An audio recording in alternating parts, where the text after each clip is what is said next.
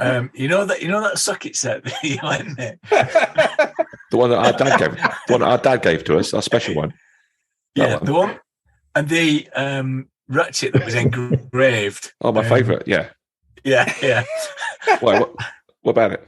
I dropped it. What? Where? I dropped it. Well, go get it. Don't worry, everything else is intact. I managed to recover everything else. We'll get a replacement. You're an idiot. Guys Wow. The guys I'm with have got good networking skills.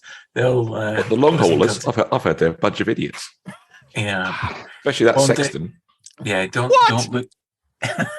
This is supposed to be role playing, not just having a go.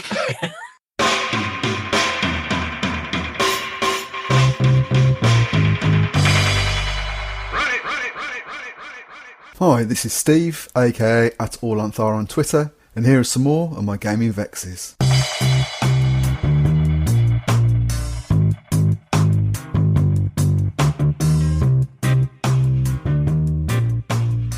Hello, and welcome to another episode of my gaming vexes, where I document my ongoing efforts to run or play every tabletop role-playing game I have in hard copy on my bookshelves. This time, we're taking a deep dive into a series of Caleb Stokes' Red Markets. Funded through a Kickstarter campaign, the game was published in 2017. The final product is a real heavyweight, coming in at over 495 pages. The game runs on the profit system, using a simple 2d10 dice mechanic. The main game is crammed with stuff, arguably more than you'd ever use. For those who might be put off by this, though, there is a quick start available, as well as several campaign frames on drive-thru. The most recent supplement in September of 2022 is the Carrying Economy, which provides setting material beyond the United States. Perhaps a game based in the post-crash UK is a little too on the nose just now. Anyway, set 5 years after the spread of a zombie plague known as the Blight, the game depicts the struggles of groups of scavengers known as Takers as they try to get enough funds together to get out of the world's abandoned wastelands, known as the Loss, and into the so-called safe areas, known as the Recession. Takers head out into the Loss from precarious enclaves of the uninfected, looking for supplies they can sell or use, as well as pillaging the bodies of the truly dead for bounty. Bounty comes in the form of ID cards, passports, anything that can prove that a person is truly dead, and therefore release whatever money or property they own when alive. This Carrying Economy is the world in which the Takers live. Whilst in the Loss, they have to contend with bands of shambling undead, known as casualties or Cs, as well as the occasional newly infected and incredibly dangerous Vector. But the greatest danger, as ever, comes from other Takers trying to make their own scores. Doc, Martin, Sam, Blythe and Dirk played through 14 sessions of the game, and fair warning, this episode is a long one. In it, we discuss the worlds of Red Markets, the profit system, and the series we played. Interspersed throughout are a few segments of actual play. Don't worry, there are only 3 of them, and they're less than 15 minutes each. The episode is around 2 hours long, so you may want to listen in more than one sitting. I'll make no apology for the length of the thing, though. Red Markets is a deep game that we spent a lot of time playing, so I think it deserves the time we give it. Before we jump into the first segment of actual play, though, I'd like to make a plea. If you do happen to enjoy this or any other our episodes, please feel free to leave a review on iTunes. We'd love a 5-star rating. But if you do give a lower rating, please leave a few lines to say why you've scored it less. I'm not saying we'll change anything, but feedback is always welcome. So with that, we head out into the Loss. Get ready.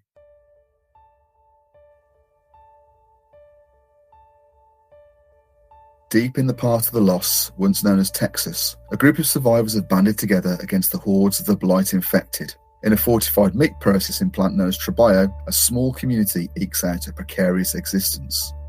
Using Trebaio as a base is the crew of Takers known as the Long Haulers.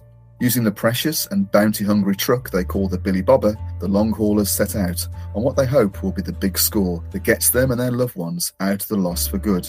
Having made their way to a part of the Loss just outside Baton Rouge, within sight of the walls surrounding the Recession, the crew have completed the first part of their job and linked up with 2 Canadian scientists and their minder, the tough and capable Taker known as Judgment. As night falls, they hole up in a safe house. The easy thing to do would be to rest before heading out on the next leg of their journey, but some of the crew have other ideas. Easy does not equal profitable. All right, so essentially you're sort of bedded down for the night. This is clearly a safe house. It's fairly well equipped. Got rations, water, all the things you'd expect in there. Judgment sort of sits down by the door, sort of has his, rifle across his knees and sort of just sits there, his eyes half closed, and within moments is snoring gently. Or is he? So, what are you going to do? Sleep. I mean, we're professionals. We're not going to ask them what they're going for or why we're transporting them. We're just the legs. We're just delivery boys. I think Graph's particularly concerned about the Billy Bob, because that's our greatest asset, isn't it? And thanks. Well, it is. Everything else is expendable. If we have the Billy Bob, I told you last time we should have thrown him to the zombies. if there's one of us and the Billy Bob, we've won this, haven't we? We should mention to anybody listening, the Billy Bobber is actually our truck, named after Karen's husband. Yeah, who was a truck driver. Yeah, let's leave it at that. Is it worth us to Doc just doing some overnight repairs on the Billy Bob? I'm very happy to tinker away on it. If you want to, if there's two of us, we can sort of keep an eye out while we're doing it. Yeah, okay. Let's do that. All right. Particularly as he's made it very clear that we don't need to. I think that might make things more exciting. Yeah. So the Billy Bobber, as you say, is probably short distance away, but you remember obviously the route you took to get here. As you move towards the entrance, sort of Judgment opens one eye and looks you up and down and says, "Going somewhere?" We're making sure that the vehicle's ready to go in the morning. We don't want a breakdown. Need some repairs. How many jobs you've been on? 7. 7, big number. Stimulated. Wait a minute. Is this an interview? He shrugs and he says, my job is to get you guys with Tellier and Bosse, and then I'll be leaving you guys tomorrow. So, hey, it's up to you. So whether you think that if you want to go out there now. But doesn't he provide an escort, or Team 4 or whatever provide an escort? He says, this is on a need-to-know basis. He says, the less you know, the better. So that's good, because no one knows less than us. It's less likely they might have to shoot you in the head at some future point if the less you know. So, anyway, he sort of, shrugs, says, as if, well, whatever, sort of pulls the bolt back again, Son opens it up, sort of takes a quick look out, gestures. So who's leaving to work on the Billy Bobber? Me and Graft. Okay, all right. So you and Graft head out, and you can make your way back to the. So you guys making your way back. We'll be having stealth checks, please. Excellent.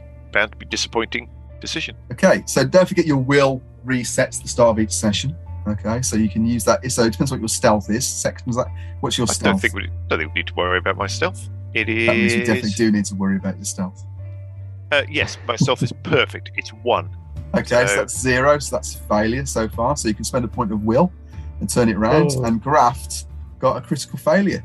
So it seems like barely worth it, really. Yeah, I mean, given the Graft is sitting there shouting away happily.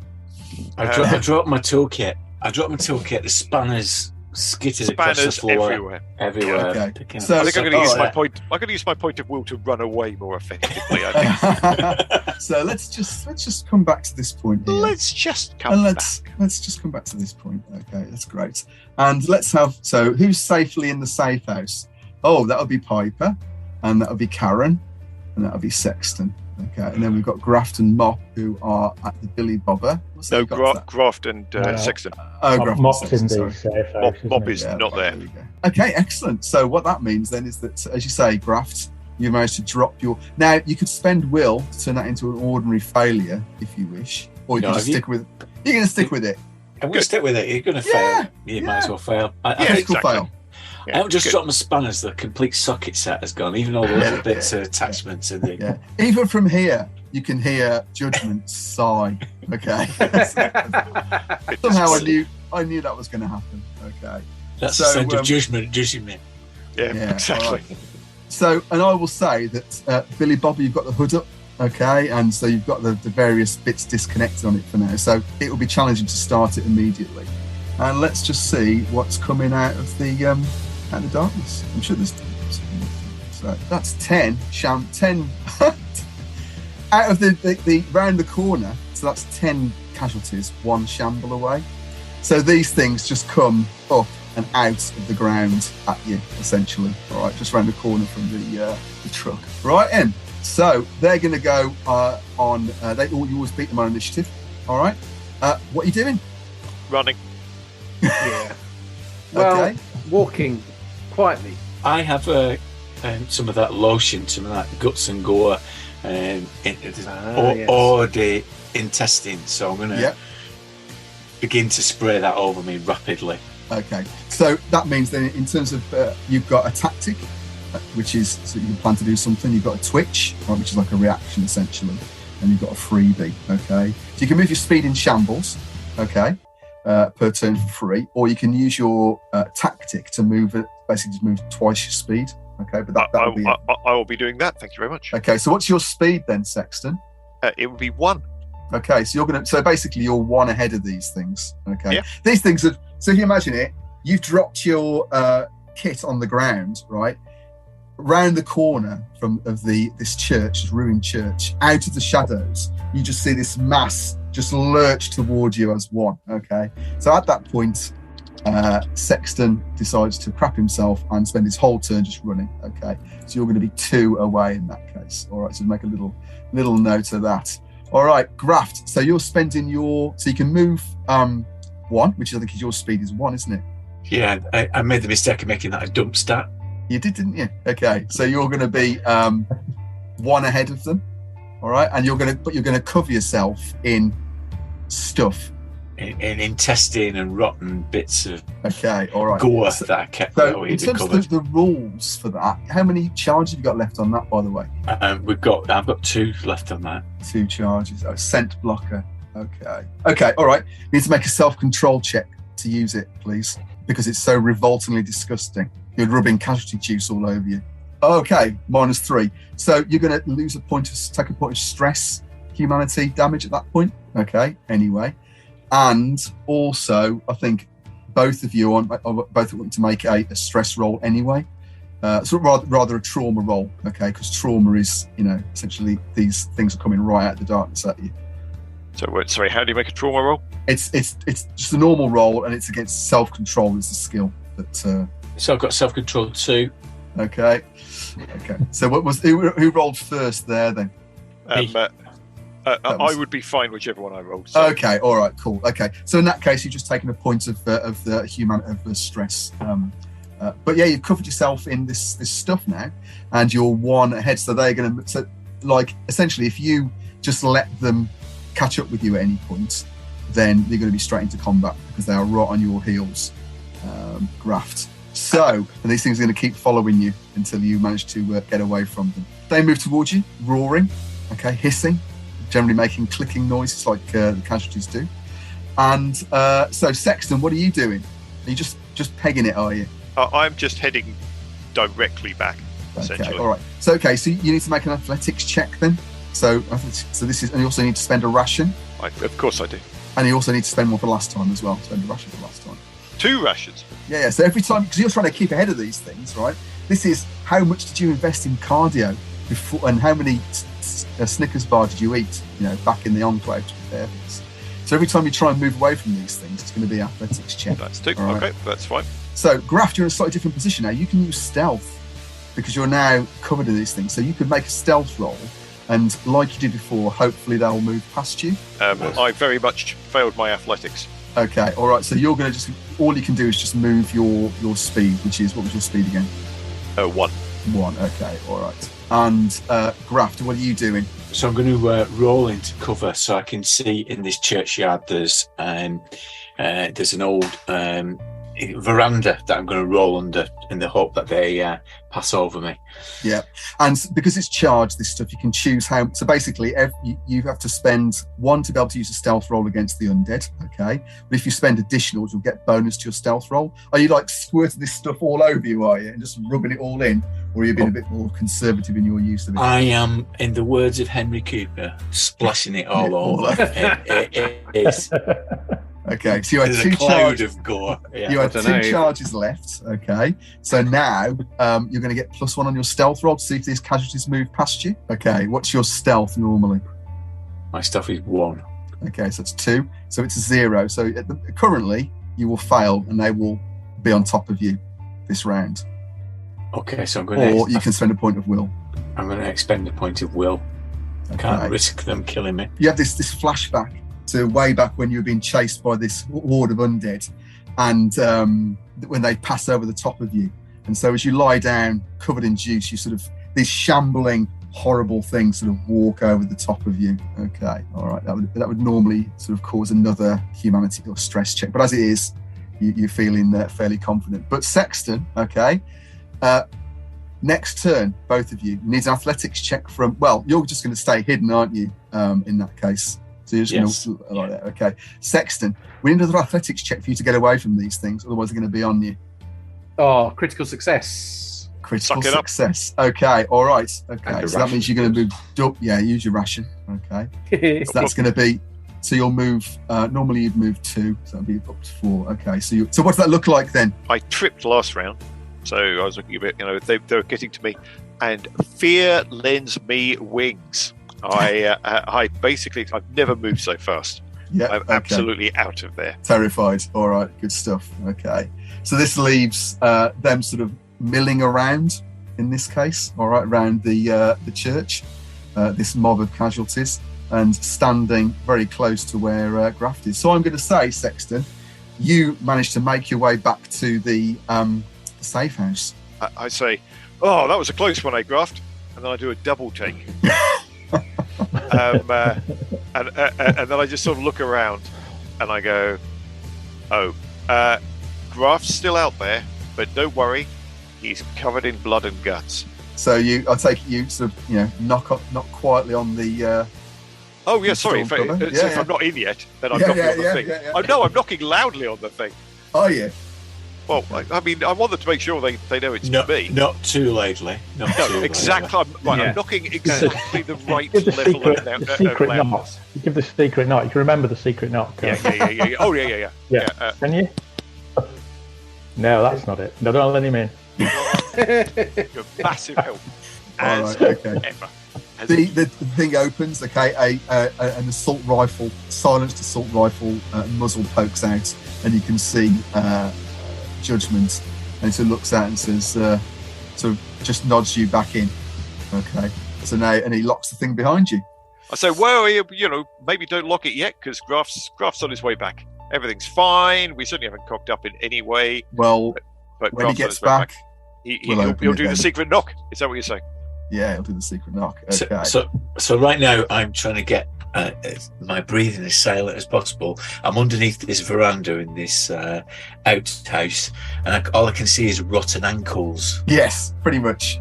Yeah. And so the ankles are a bit sort of twisted and broken, so they're like walking on the stump, as they're sort of like walking along, or whatever, unpleasantly. And some of them even just got feet they've just worn away as they've been staggering around the loss for 5 years. So you need to get out of this somehow. What's your plan? I'm feeling kind of sleepy.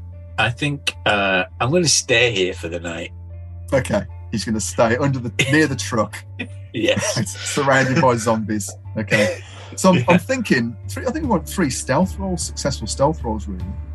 I think maybe one. Maybe one. 3. Well, in fact, let's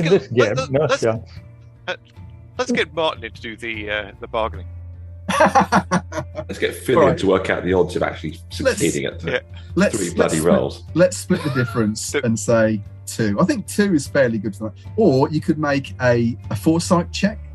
So that might come up with a bit of a plan, maybe, or something. Why change that? Why change the habit of a lifetime? It's easy to be funny when you're in the safe house, isn't it? Yeah. Well, you all started off in the safe house, didn't you? So yeah. No one forced you out. There's a clue in the word safe, isn't there?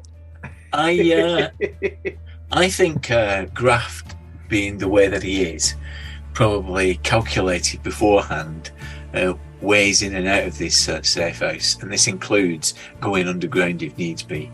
And so I am going to do a foresight roll to see if I know there's a manhole cover underneath this veranda that'll take me back into it. All right. Or at least closer to away from these zombies that are standing around the Billy Bobber now. Okay. Yeah. All right. So have a foresight check then, please. I've got foresight 2. Nice. Bang. Okay. All right. So we'll be looking at a will point to reverse it because you haven't got enough to Not even 9 o'clock, Chris. I don't know how much will you've got. This is my last point of will to reverse it. Okay, all right. Okay, so you find yes, there is a manhole cover nearby. Heavy iron. The sort of thing you're gonna have to lever out in some way, but Silently. Loudly. Silently. What that means is that rather than just making 2 stealth rolls to get away, it's just the 1 stealth roll. And don't forget, you've got the bonuses because you're covered in goo, aren't you? Casualty. Exudant. That is a bonus. Yeah. So let's have a stealth check. But now, bear in mind, just so you know, if you fail this stealth check, these zombies are going to be on you. All right? Okay. Here it goes. And I have no will. Or you could just wait till the morning. I mean, you could just stay completely silent and see what happens. But doesn't he have to make 3 stealth checks if he does that? Yeah. I said 2. I sort of split the difference and be kind. It's no different. You might as well do this. Yeah, might as well do this. Yeah, exactly. I don't calculate this stuff beforehand. I make it up, as you know. Oh! Okay. Bloody system.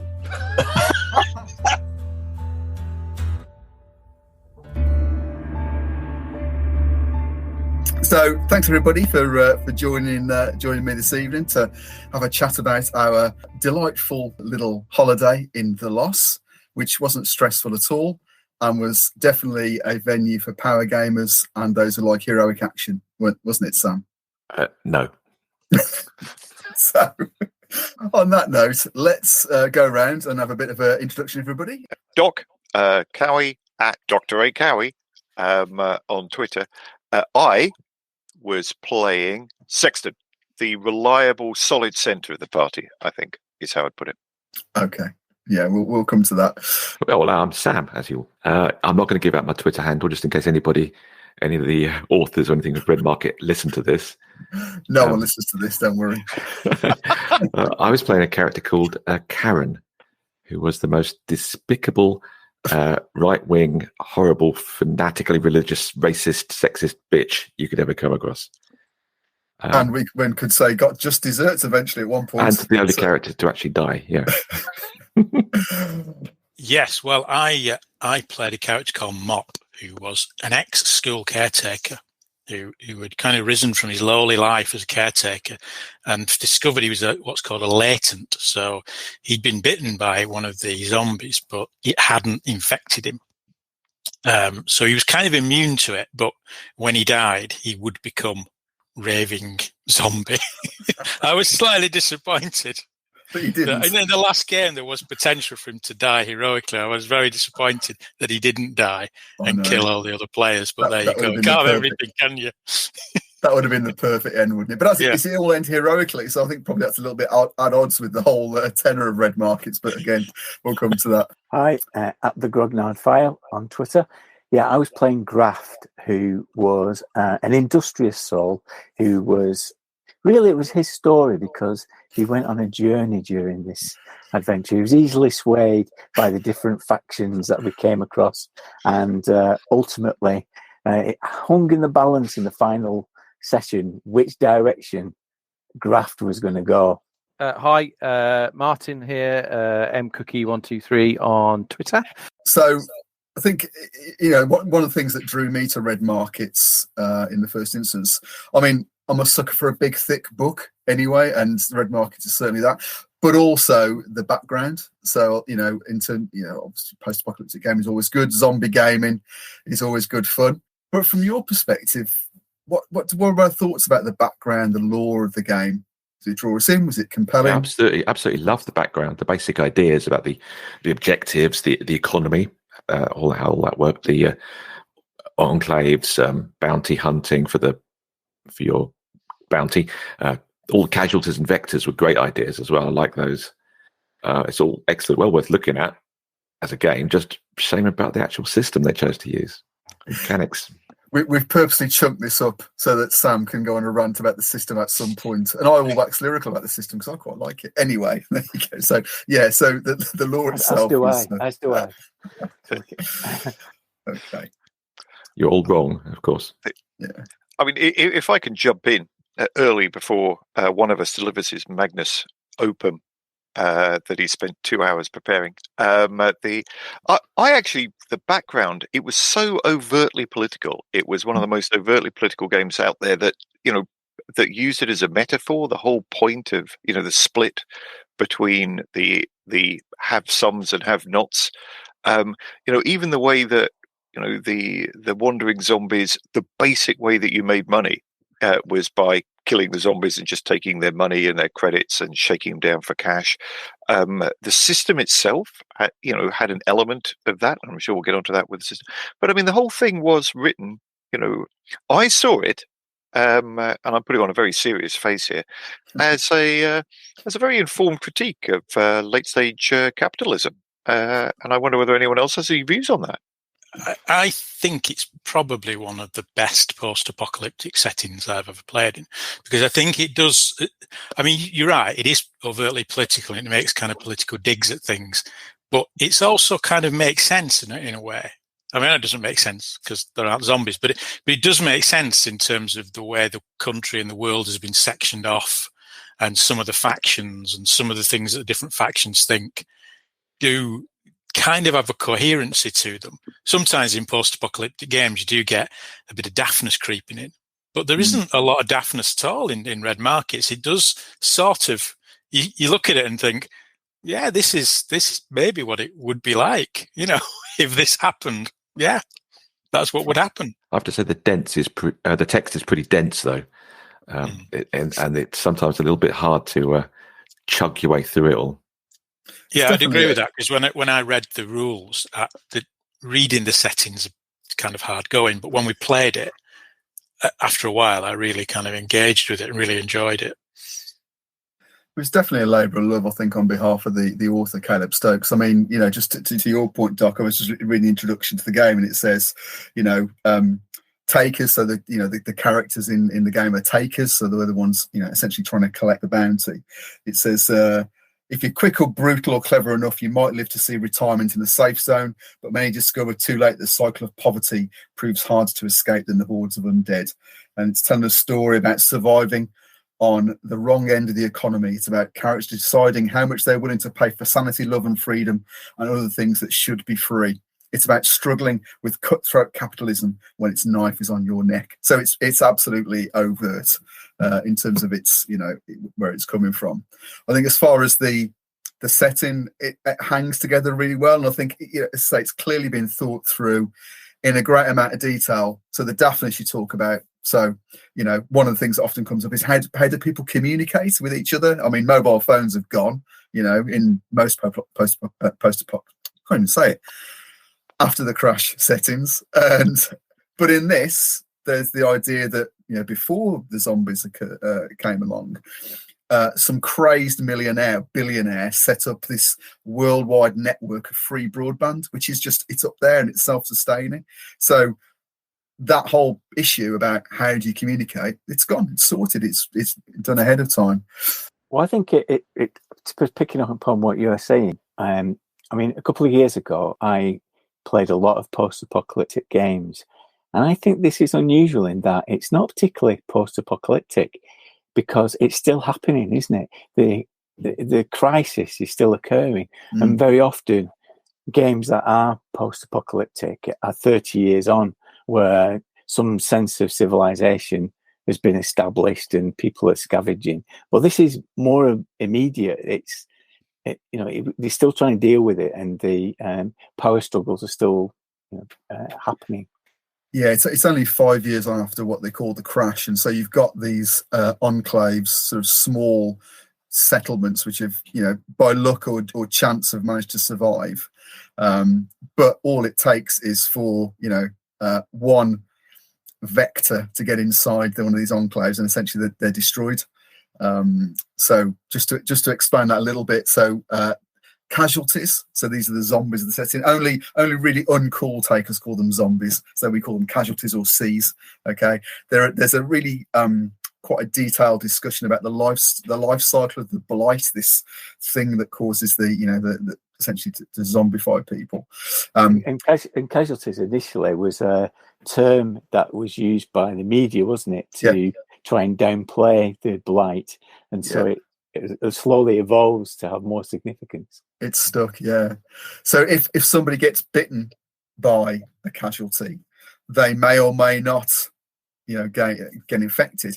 If you do get infected, then the first stage is the vector, and they're the running zombies. They're the ones that, from World War Z, the ones that sort of chase you down and rip you to shreds, and they're like super tough. But after a while, the metabolism winds down, and you become a casualty, which are just these wandering they're just hordes of casualties. They don't do very much, but in large numbers, or if they surprise you, which they did in the game quite a lot, they can be pretty nasty. And so I think, as I say,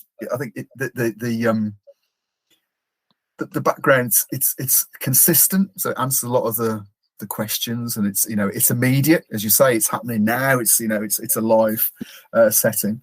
Picking up something that Sam said about the way that it's written. It is written as if it's from the point of view of a narrator who's lived through it, isn't it? It's though the book's been passed down to you, and to some senses, he's an unreliable narrator, because he's got views on some of the factions that may or may not be correct. So it is quite subtle in that way, and I think that's great, but it makes it a bit difficult to pick up some of the elements of it. I think that's what I meant when you read it. It's different when I played it. I enjoyed it more than when I read it, which isn't always the case with some games. Some games are actually better to read than play, but I'd say this is better to play than read, even though it is well written. As you say, there are gaps, and it's only when you, as a player, you start to engage with the world and the setting that it does come alive quite a bit. It's quite interesting. As you say, with the factions, I think it's fair to say we encountered factions that initially we were suspicious of, and then after a bit of reflection thought, oh, they're all right, really. These guys are okay. I think there was a couple, wasn't there? There was the math, famously. We thought, although we ended up fighting the math at the end, but there was a math who are a bunch of people who've worked out mathematically that if you keep killing casualties, then eventually you'll just eliminate them. And that's what and then there was the other people who, is it the moth or something? The computer people? The meek. Oh, no. No, not the meek. They're nuts. They weren't nutters. The meek were nutters. No doubt about that. So the moths were the ones who were sort of responsible for safeguarding the method of communication. So what they call lifelines. Right. Yeah. So initially they were kind of a threat, but in the end we ended up doing a deal with them because we thought actually they were a bit nicer than the person who'd employed us to do the job in the end. I think that was a point for me where it clicked for me, because prior to that it was just like a Walking Dead animation, but at that point where we had that interaction with the moth and we negotiated those, it was some code, wasn't it, that we corrupted and managed to trade off with our patron. I think at that point we realised actually there's a lot more to this than meets the eye, and that actual event foreshadowed the end, really, of how we actually resolved the entire campaign. I'd agree that's I felt that session, was there 3-4 sessions in? There was the one where it became really interesting because we started to think a bit more about who our employer was, where they were, who these people were, and that kind of thing. That was interesting, I think. I would agree. It's a really interesting background. It's well thought through. I think, I would slightly take the side that I'm not sure you can always rely on people reading 170 pages of backstory before getting to the rules, right? That does give you plenty of time to come up with an interesting backstory, and it is interesting. But 100, what is it, vampire? I don't think I've seen anything with that level of, until you've read all this, you don't get to play the game. You need to understand all this. And I think that's ballsy, right? I mean, a lot of people are going to say, well, I just won't play it. I'm not reading 170 pages of backstory. I think if you're running the game, I mean, you can run the game quite well, I'll say superficially, because you do need to understand the rules, and that is another whole other thing we'll get to. There is a quick start, which is a lot shorter than this, and it's got 5 points to it. So 5 years after the crash, you get your taker. So it sets out what you're supposed to do in quite a consistent way. The full rule book itself is I mean, to your point about the amount of background, you can almost sense the guy or the group of people typing it and just ideas tumbling out, and we'll add this, and then we'll do that, and then we'll do that, and then the same with the rules, and that's great, and then we'll do this. So it's very much as I say, a labour of love. I think to your point, Doc, is how play. It says actually in the introduction, if you're a newcomer to role playing, this is not for you. Okay, let's try something else first. Yeah, it has the best. It has the best response to what is role playing in any rule book ever. It says Google it, doesn't it?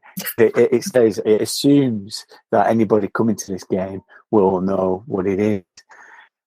I think as well, Steve, ahead of many of the sessions, you kind of apologised first because you felt like we weren't going to get into it deeply. It does feel one of those games that is very difficult to do properly. Do you think that it's one of those things that you never fully do it justice? So when I went into it, it was apologising is right, saying look, this is going to be hard, and I think because it is a very different play experience because it's grim. And we'll come to how it models that when we get to the system bit.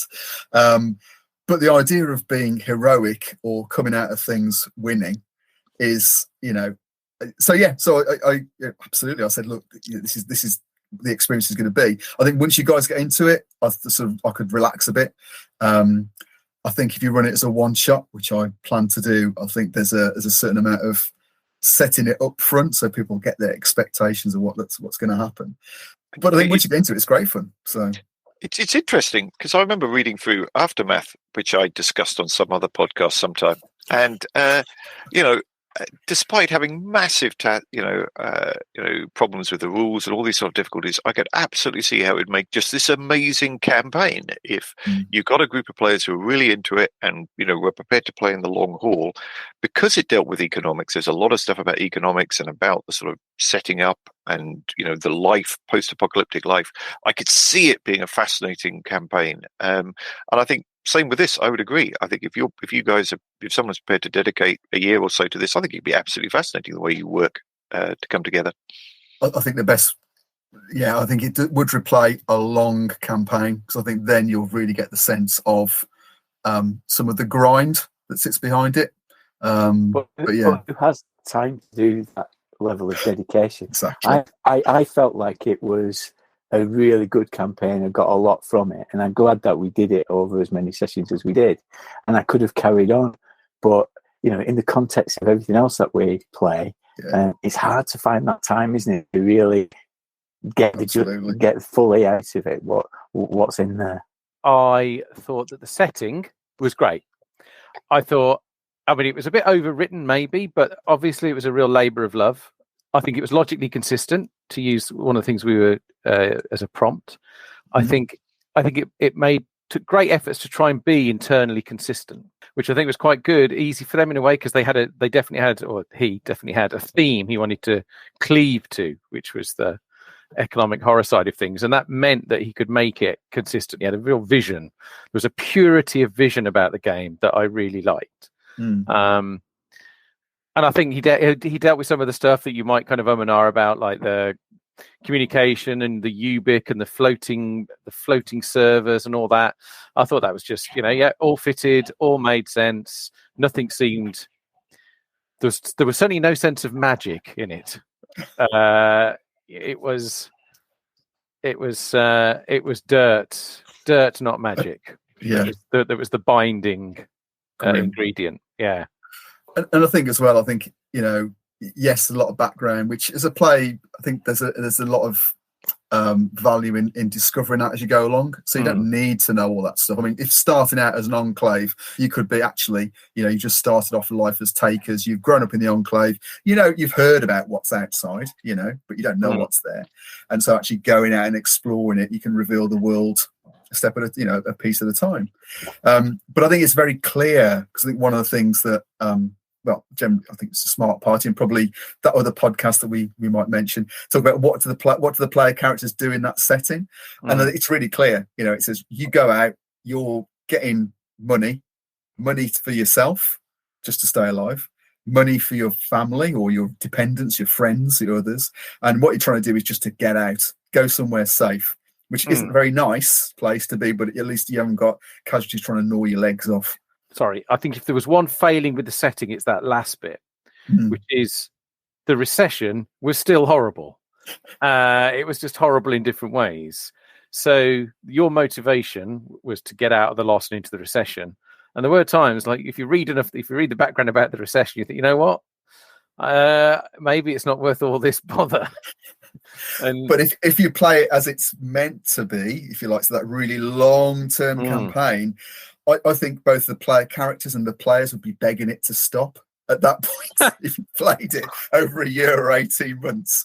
Because I think, you guys, you did pretty well, and I was fairly generous, I think. I mean, we'll touch on the rules and the system, because we went for the light version of the system.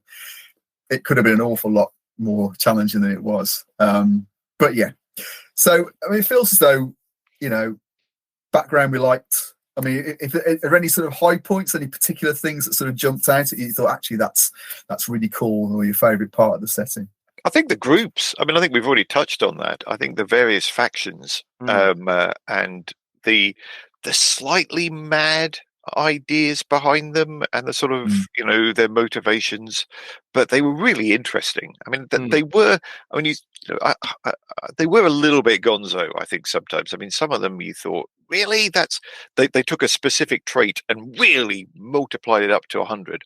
And you think, would people really be that extreme? Would they have that narrow view? Give me an example of that then. Which one was that be? Well, what an excellent thing to go. I mean, let's go with, say, the Meek and the way, I love the Meek. They're my favourite. And I love the Meek. I mean, the basic Meek, and I'll tell you my view, and you can tell me what they actually like. But I mean, their basic feeling was that, from a religious point of view, we were all supposed to be zombies, and so their job was to try and bring us all to the happy religious elysium of being a zombie. But they sort of went about it in this just extraordinarily excitable way. Injecting themselves with venom and exploding and all this sort of stuff. And you know what? I think if someone wants to sit down and have a conversation about, if I was a religious nutter and I wanted to make everyone a zombie, how would you do it realistically? Actually, Doc, come on, how would you do it? Actually, maybe I'm not entirely sure I've got a brilliant answer. But it was just that one central thing, and then they built up on top of it. And again, I was very happy with it. I liked the fact it made them very distinctive. We've already mentioned the moth. There were a bunch of different ones around. So you do have to exaggerate to reduce sort of drama and recognizable groups. I think that's what they did, and it worked. Yeah, I totally agree with that. I think that purity of vision thing that also kind of involved the factions. Like every faction had like this overriding characteristic, like the Black Math, who were equally as loopy, but they'd got their slide rules and they'd worked it all out, and that was their kind of defining feature. And that kind of, I don't know, it felt like the author had like a load of these ideas of what humanity might do, and he was kind of squeezing loads of big ideas through quite a narrow aperture of a sort of faction, and saying, no, here we go. I want all this stuff to be translated through a faction, and had all these kind of, and therefore it pushed them to the extremes, if you like. He had so many ideas he wanted to tell, or wanted to say, rather, I'll explain. So yeah, I thought they were great, if not a little disturbing. Cool. I really like the whole idea of that. The latents. I thought that was really cool. So, as you say, Stephen, it's people who been bitten but didn't turn to zombies or casualties, and so they could, they were the ones who had the job of sorting through piles of casualty corpses afterwards to, because they couldn't get infected because they already were infected, which was great. But then with the idea that when they died, they would then become one of these vectors. So you can imagine they go around wearing these, like in the setting, these shirts saying "Don't shoot latent." Because obviously if they're next to you and they turn, then it could get messy. It was such a missed opportunity for Mop. I tried. You did try your best, yeah. It was either me or Karen that was going to die. But I like the immune people are good as well. That's quite a good idea. That when you read the rules initially, you think, oh, you can play someone who's immune to a zombie bite, completely immune. That seems like a good idea, but it's quite clever how it's not good to be immune because you're hunted down, aren't you, for body parts by medical lunatics. So it's kind of really bad to be immune because once the people discover you're immune, everyone wants to kill you and sell your body. Even your own crew because you're worth a lot of money. I was just going to say that what I really enjoyed about it, about the setting, was how, and this is down to you, Steve, as well, is how it revealed itself. So we kind of got used to it. We discovered it.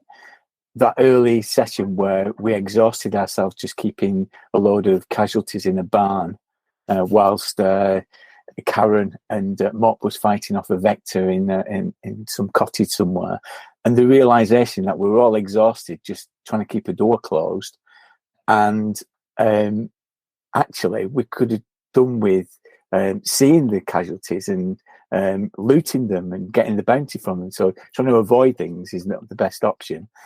And the other thing is that, I pack myself up with grenades, and it's a bit like the Quiet Place, isn't it? If you blow these things up, they attract more of them, and the more of them swarm on you.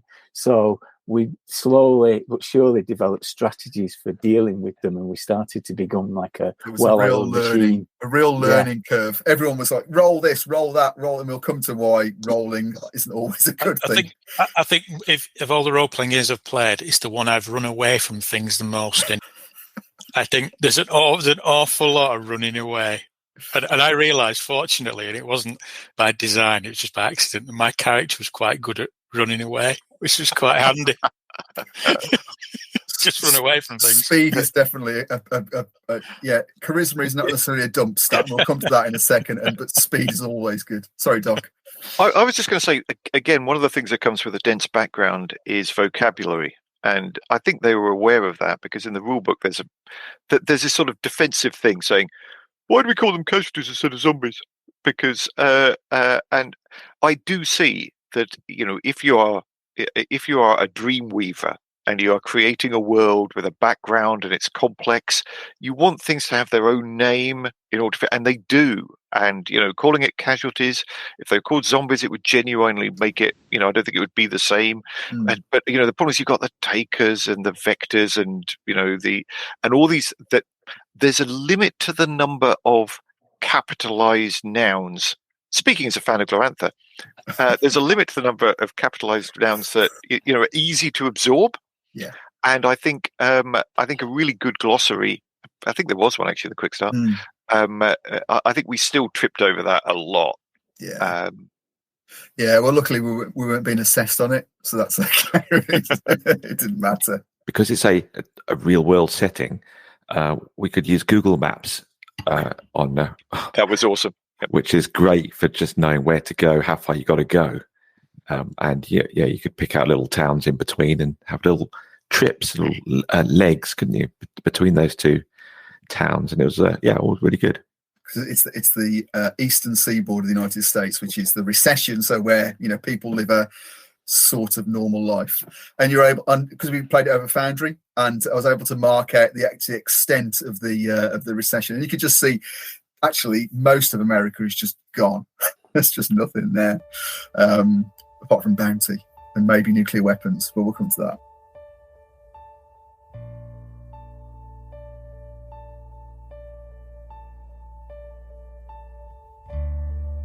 That is a failure. Is it a failure? Yeah. What if you really want to succeed? If only I knew that I should have fastened the toolkit when I left it.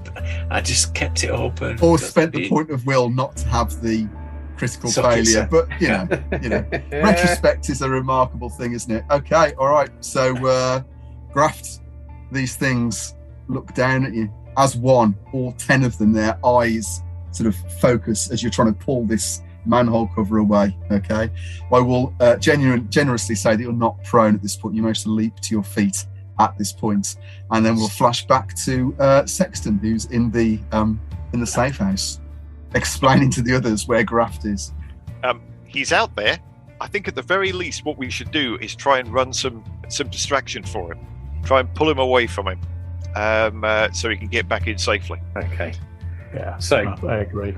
let's. We not got like a grenade. Or Exactly. something Who's got the lob best throwing gun? in- Who's- I've got grenades. So my plan is, as you know, I'm stocked up on firepower. So my idea now is just to blow the. Oh, I mean, I apologise if we're crapping your style here, Chris. I mean, you sound personally offended. We're trying to help. Just open the door and drag me out. That's it. Well, at the moment, yes. so I mean, so if you think about it, so Sexton ran twice, didn't you? Okay, and then he had a critical. So twice. So you're six, basically 3 times your move. So you're 6 shambles away, really, from where you are. Okay, so you're gonna have to get out of the safe house and make your way back towards where Graft is, which isn't far. I mean, you could certainly make it. Again, you're expert takers, so I'm thinking you'll have contingency plans which you'll have thought about beforehand about how you handle these sort of situations. All right, so I'm not going to worry about you guys not communicating with each other, because I think Grafton there's enough shit as it is without having 10 casualties down his neck. You've got a blood test kit, haven't you, Graft? I have, yes. Excellent. That may come in handy. So let us. So in that case, what do you guys? So you guys you're just piling out the safe house, are you, and making your way back towards? I don't know. Maybe we're discussing Graf's earlier comment about as long as only one of us gets back, that's all that matters. we could be thinking about that, couldn't we? As long as Billy Bob is safe. I think we're trying to. We're not going far. We're not going far from the safe house. Let's what all we're trying to do stand is make a lot of noise. Let's stand around and pray to Jesus. I agree. Yeah. Well, can't we just throw a grenade as far as we can from the top of the church and lure off the casualties? That does sound like something that would work. We're not in the church, we're in the safe house. Sorry, in the safe house. You're in the safe house, which is 6 shambles away from. Why don't we just get out and run towards them, shoot off a few shotgun rounds, and drag a few of them our way? Yeah, okay. So your options with... hey, Scribble Boy, get out and do some work. Nice. Yeah. You've got your mathematics now. He sort of looks up at you and he says, you've got your job. I've got my job. He says, bounty talks. What are you going to give me? What's your I'll give you a stern talking to, young man. Okay. Or slap upside your head. So let me just show you what your options are, because basically once casualties are within that immediate range of fresh meat, they go into frenzy. So to pull them away, you've got those options. I think I've just popped up on the screen there. So you've got peeling, luring, or chumming. Okay, all right. So you can decide about what chumming, don't we? But you need to get closer to them. This is where we've got to get Sexton into his roller skates so we can have him spooled out behind Billy Bob. Unfortunately, Billy Bob is the hood is up and it's disconnected, and the tools are spread out underneath the.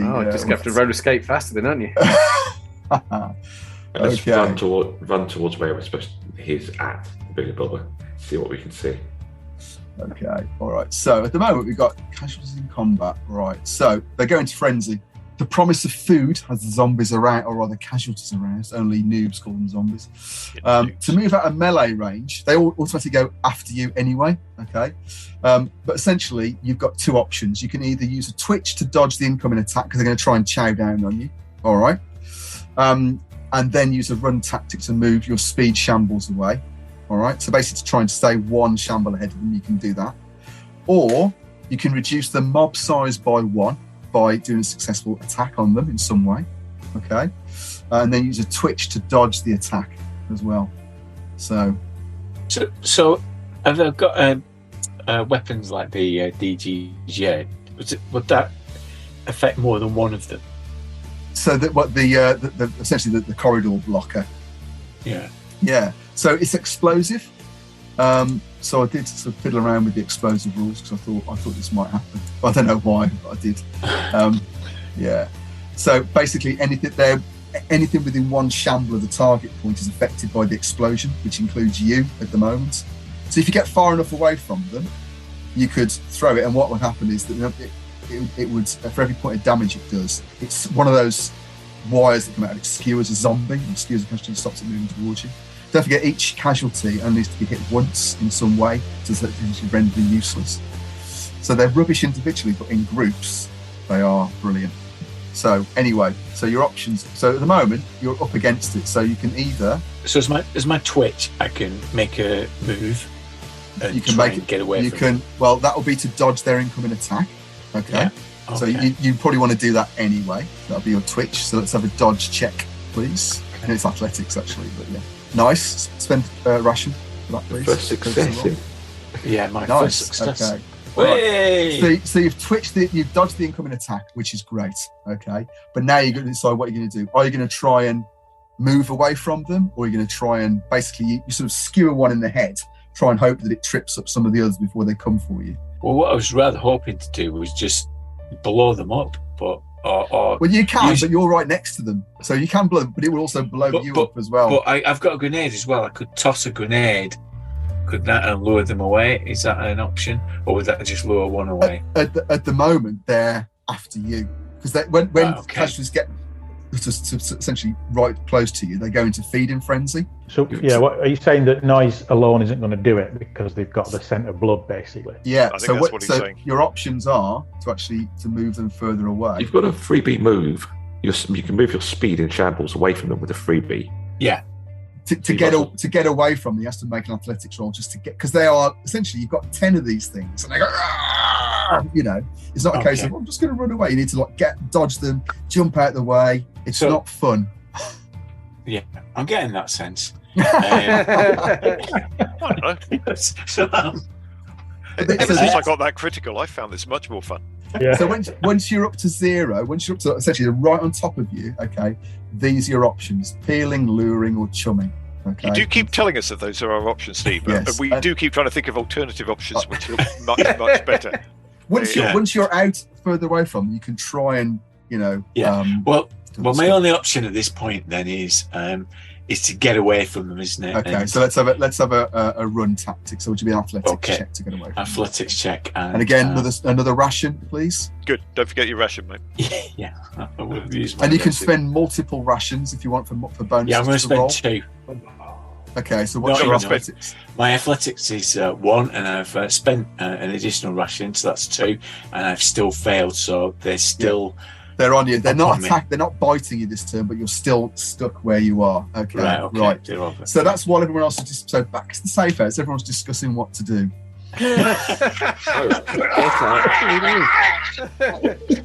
Get out and run after him. Right. Yeah. Well, I'll say to Sexton, how much trouble is crafting? I don't know. He covered himself in blood. I think he's trying to be stealthy. If you listen really carefully, you can probably hear the sounds of stealth. The sound of silence in the background. Yeah. Okay. And just to say the other thing is, if you chuck a grenade, that will probably attract more casualties. Oh, good. Oh, yeah, right. Oh, good. Yeah, I do keep forgetting how much fun this game is. Right. So Piper will say, "Okay, well, we better go out and help him." Yep. I guess someone better go out and help him. I'll screw the silencer onto my pistol. And I'll screw the silencer onto my shotgun, by which I mean load my shotgun. No, because that'll bring more. Oh, fine! Well, what do you want me to do? Whisper in their ear and suggest they go somewhere else? So we've got. Okay, so Sexton. So at the moment you're 6 shambles away. Okay. Yeah, Sexton, take one of these tablets. Okay. Brilliant. I'll ease my way out the door and have a look at what's going on. Okay. Well. Don't make me roll Karen's awareness. going to push you aside and she's going to jog towards the billy bottle. No, look, let's do it. Yes. We have to keep a route out safe to get our package out. So if by tomorrow morning we're completely surrounded by a sea of casualties, the job's off. Oh, we will be judged so much. Yeah, exactly. There'll be a lot of judging. Yeah, what's Mop doing? I think he's going to go with Piper Okay. and suss out, sharpen the broom handle and go out So with a view to helping. okay. I think So that's all yeah, we can do, isn't it? Even if we have to take a few of them out. So as Judgment sort of looks over at Tellier's looking a bit concerned. Bosse's looking, his eyes are out on stalks at this point. Obviously, he's not as comfortable in the loss. And Judgment says, "Are you sure these are the guys that have been dipped rated so high?" Don't worry, we know what we're doing. I'll just say, look, judge us when the job's done.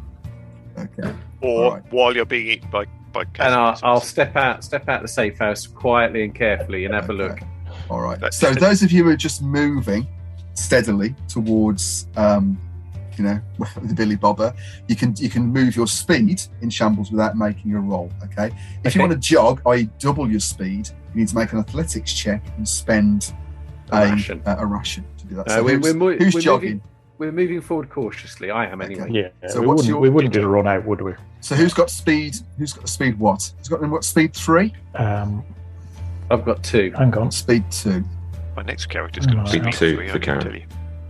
I'm at speed 3. I'm going to say. Don't fire that bloody shotgun.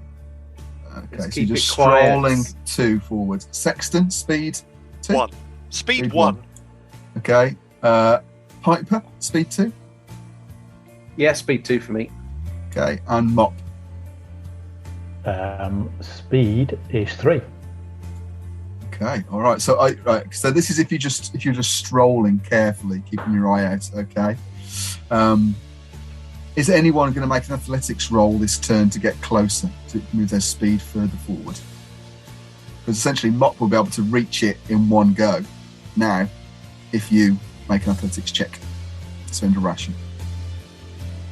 Go on. You are okay. All right. You can spend extra charges from your rations to give you bonuses to your athletics roll. So you're just going to spend 1. No, I've got athletics 3, so you're feeling confident. And spend a ration. Okay. Yeah. Nice. Okay. All right. So, Mop, you sort of come screaming towards them. No, not screaming. No, not screaming. No. Metaphorically screaming. Not getting us into more trouble, Steve. Okay. I don't need to get you into trouble. You get yourself into trouble. Yeah, exactly. Okay. I mean, to be fair, I don't think anyone can blame Steve on this. All right. What about the rest of you? Anyone? If Karen sees Mop jogging off, she's going to have to go after him. Okay. All right. Sexton is going to guard the door. So Sexton's going to make sure to leave the door. He's going to be standing at the door to make sure they can just run straight past him and in. Yeah. Okay. Because he's got a very loud shotgun, and people are going to shout at him if he fires it. Okay. Judgment is on his headset, and it sounds like he's placing bets with some people on the other end of the line, and he's sort of snickering to himself. Smart asses out of these guys. They're not helping us in the slightest. I thought he had loads of men secreted everywhere. Where are these? He's keen to show off when there was no danger. They weren't paid to rescue you guys. Look, we'll settle our score with them later. Let's get Graft. So Karen, let's have an athletics check. Okay, I'm going to spend an extra ration as well. So that's 2 rations gone. Okay. That gives me athletics of 3. No. Oh, okay. So you stay stationary, but you spent your rations. Okay, Piper. Right, I'm just walking along. I'm not going to go any faster. So you're not moving any further. Okay. No, what I'm really keeping my eyes open for, Steve, is like a nice piece of cover where I can lean over the top and just pop casualties with my. Yeah, you certainly can. Once you get within, essentially, once you get up towards the casualties, you'll be able to do that. Yeah, you can just stand out of range and just let's say 1 shamble away and shoot them. Really? Okay. All right. Cool.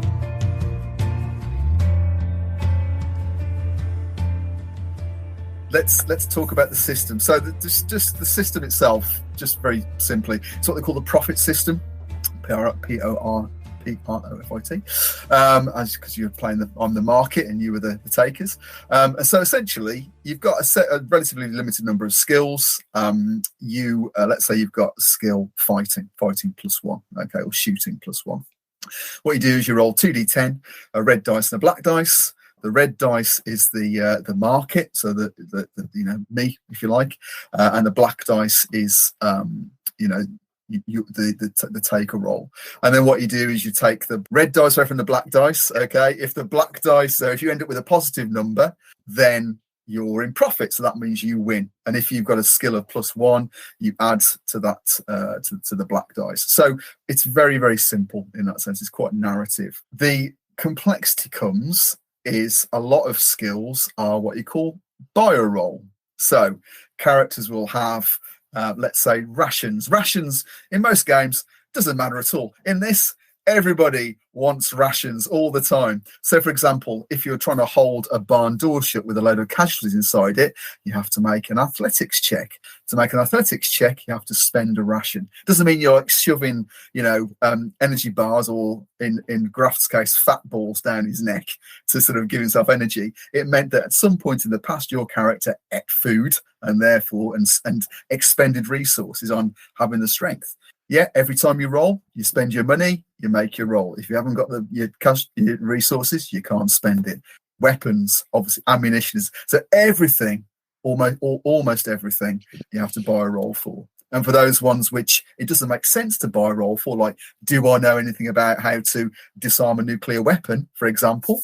If you don't, obviously it doesn't make sense to spend money on that. If you fail the roll, you can then call a reference because you've got this ubiquitous, internet. You could call, whoever. I think, who was your contact, Martin? Who was your character's contact? I had a couple, but Cursor was my hacker. Cursor, yeah, it was a hacker friend.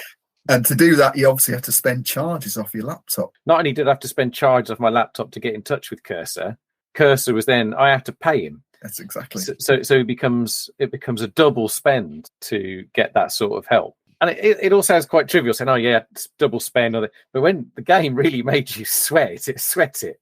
Like I remember not researching something. So I've only got one charge left on my laptop. I can't afford it. I need to check my email at some point. So the actual roll mechanic is pretty straightforward. And the other bit as well, I think, is humanity. So it's like an expanded sanity mechanic, really, where you have stress.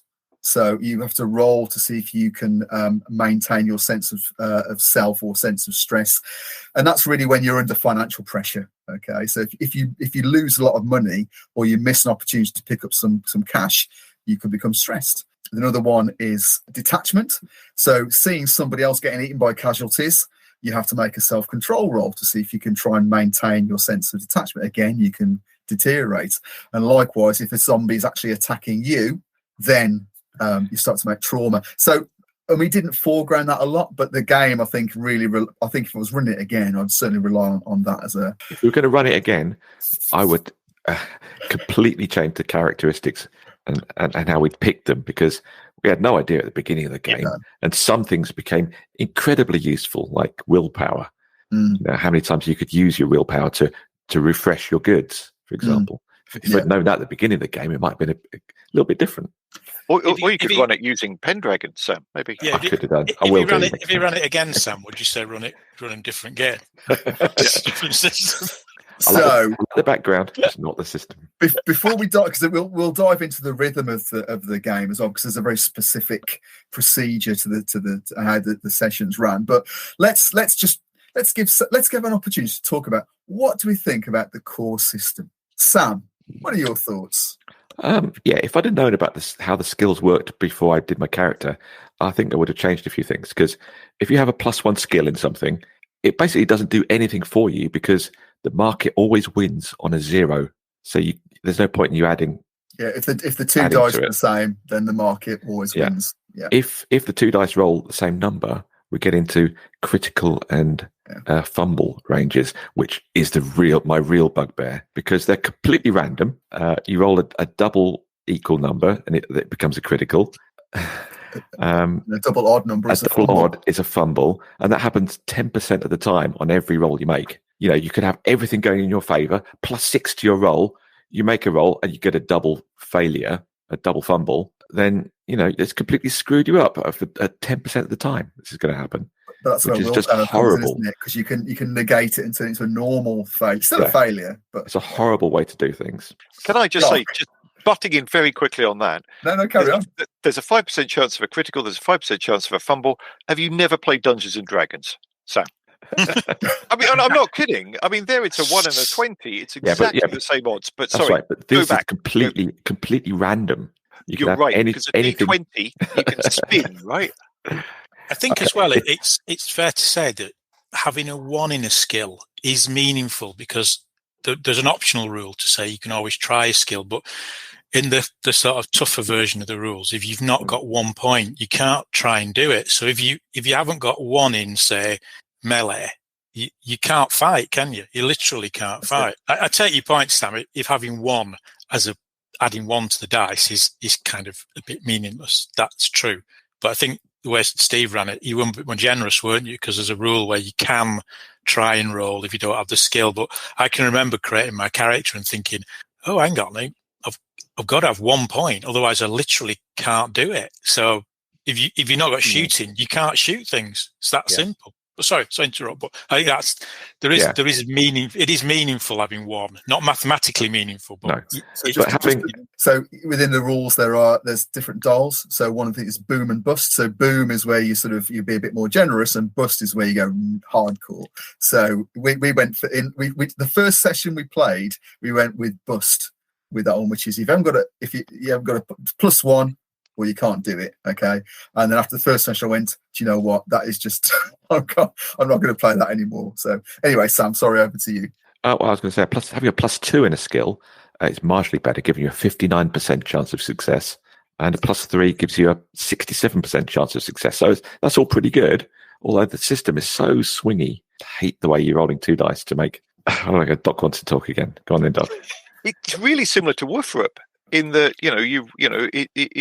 again, you're using slightly different percentiles versus D10s, but again, you've got the same level of swinginess. But can I say, despite the fact I'm being a really annoying twat and pointing out the mathematical equivalence, I totally agree with Sam. It really felt really swingy and really annoying.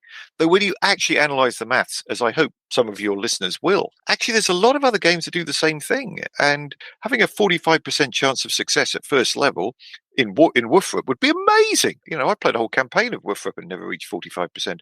And I wasn't, it never made me as cross as I this game did. I can accept that's part of the game, and it's going to be dangerous because you're going out facing hordes of casualties and stuff like that.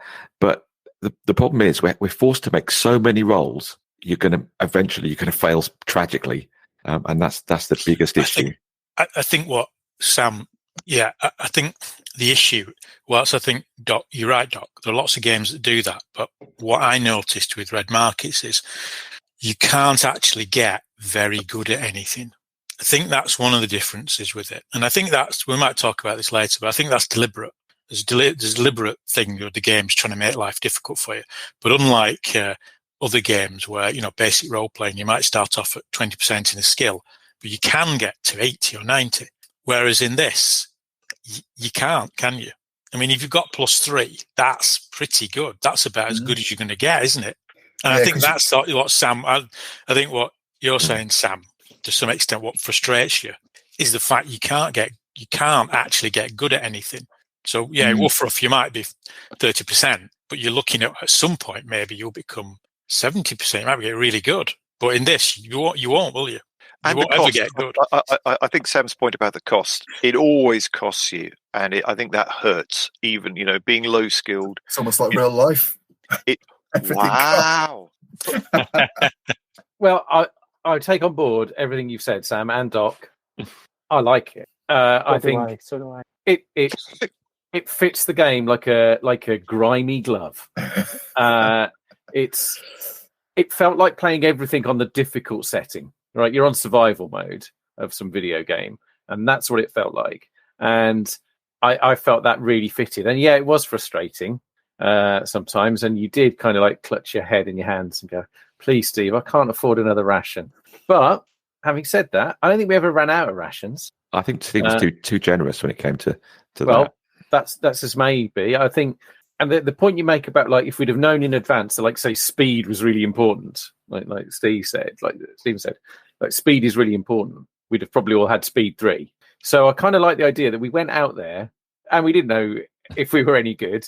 And it turned out we were good at some stuff, terrible at others.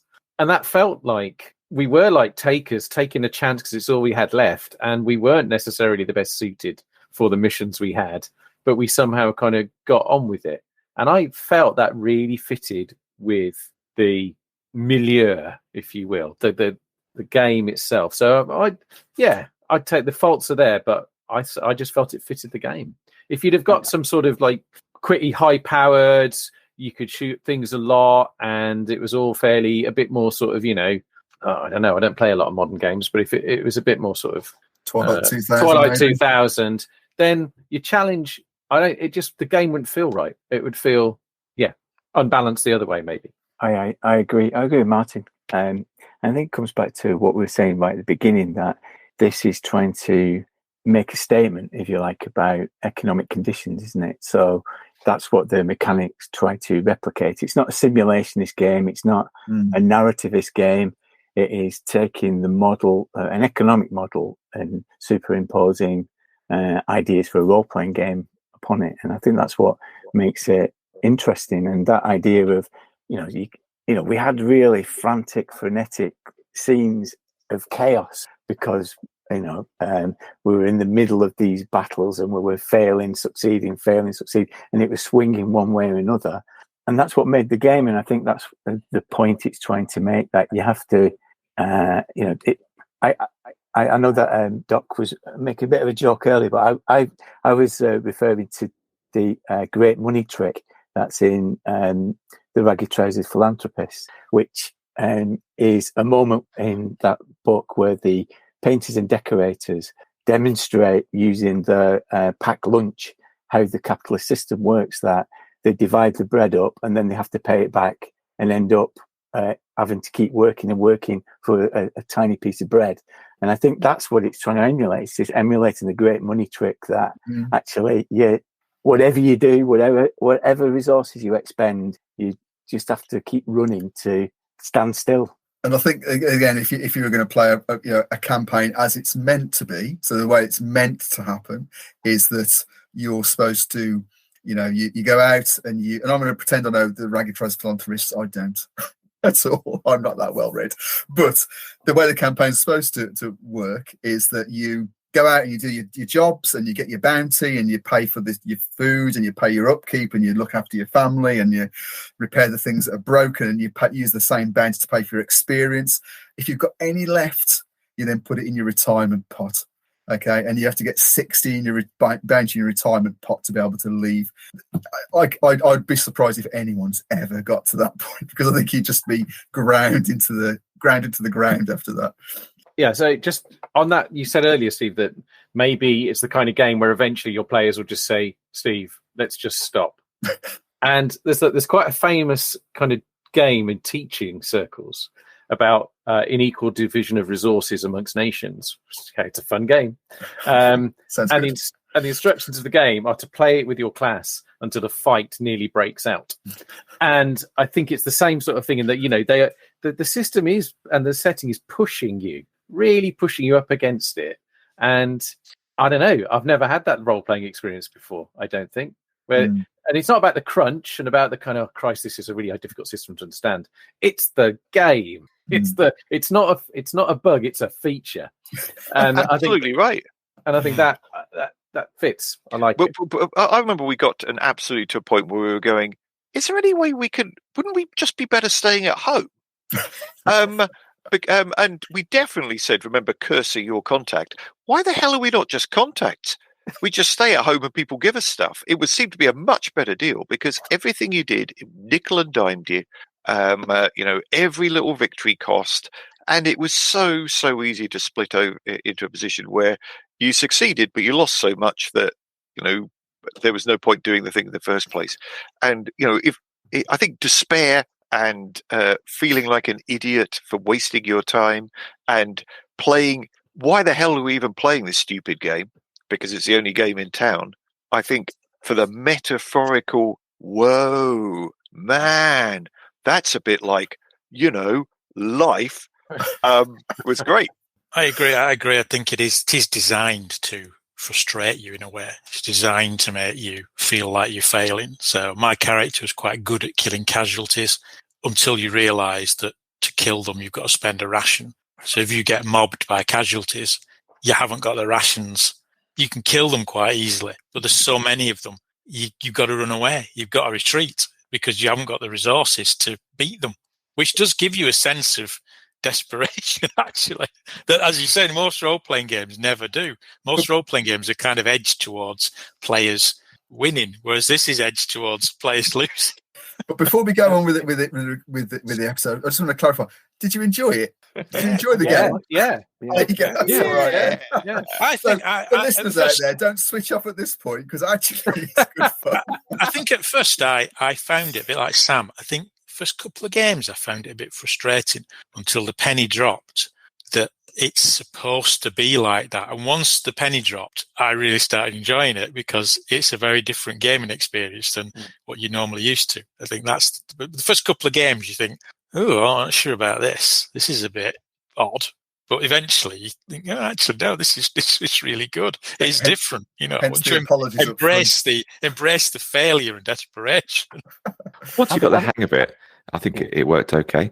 Once you knew what you were doing, I think that's one of the reasons I maybe grabbed hold of my character and went balls deep with it and tried to be as vile as possible to everybody I met, which is sort of trying to get the best out of my game. Yeah, that's it. It's good. So I did find the system frustrating, very frustrating. That said, I think that it is actually quite hard to get really badly injured in it, I think.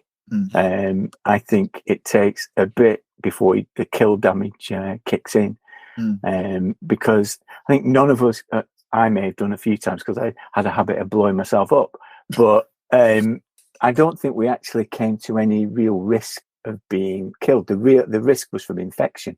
I mean, the actual core system itself is pretty straightforward.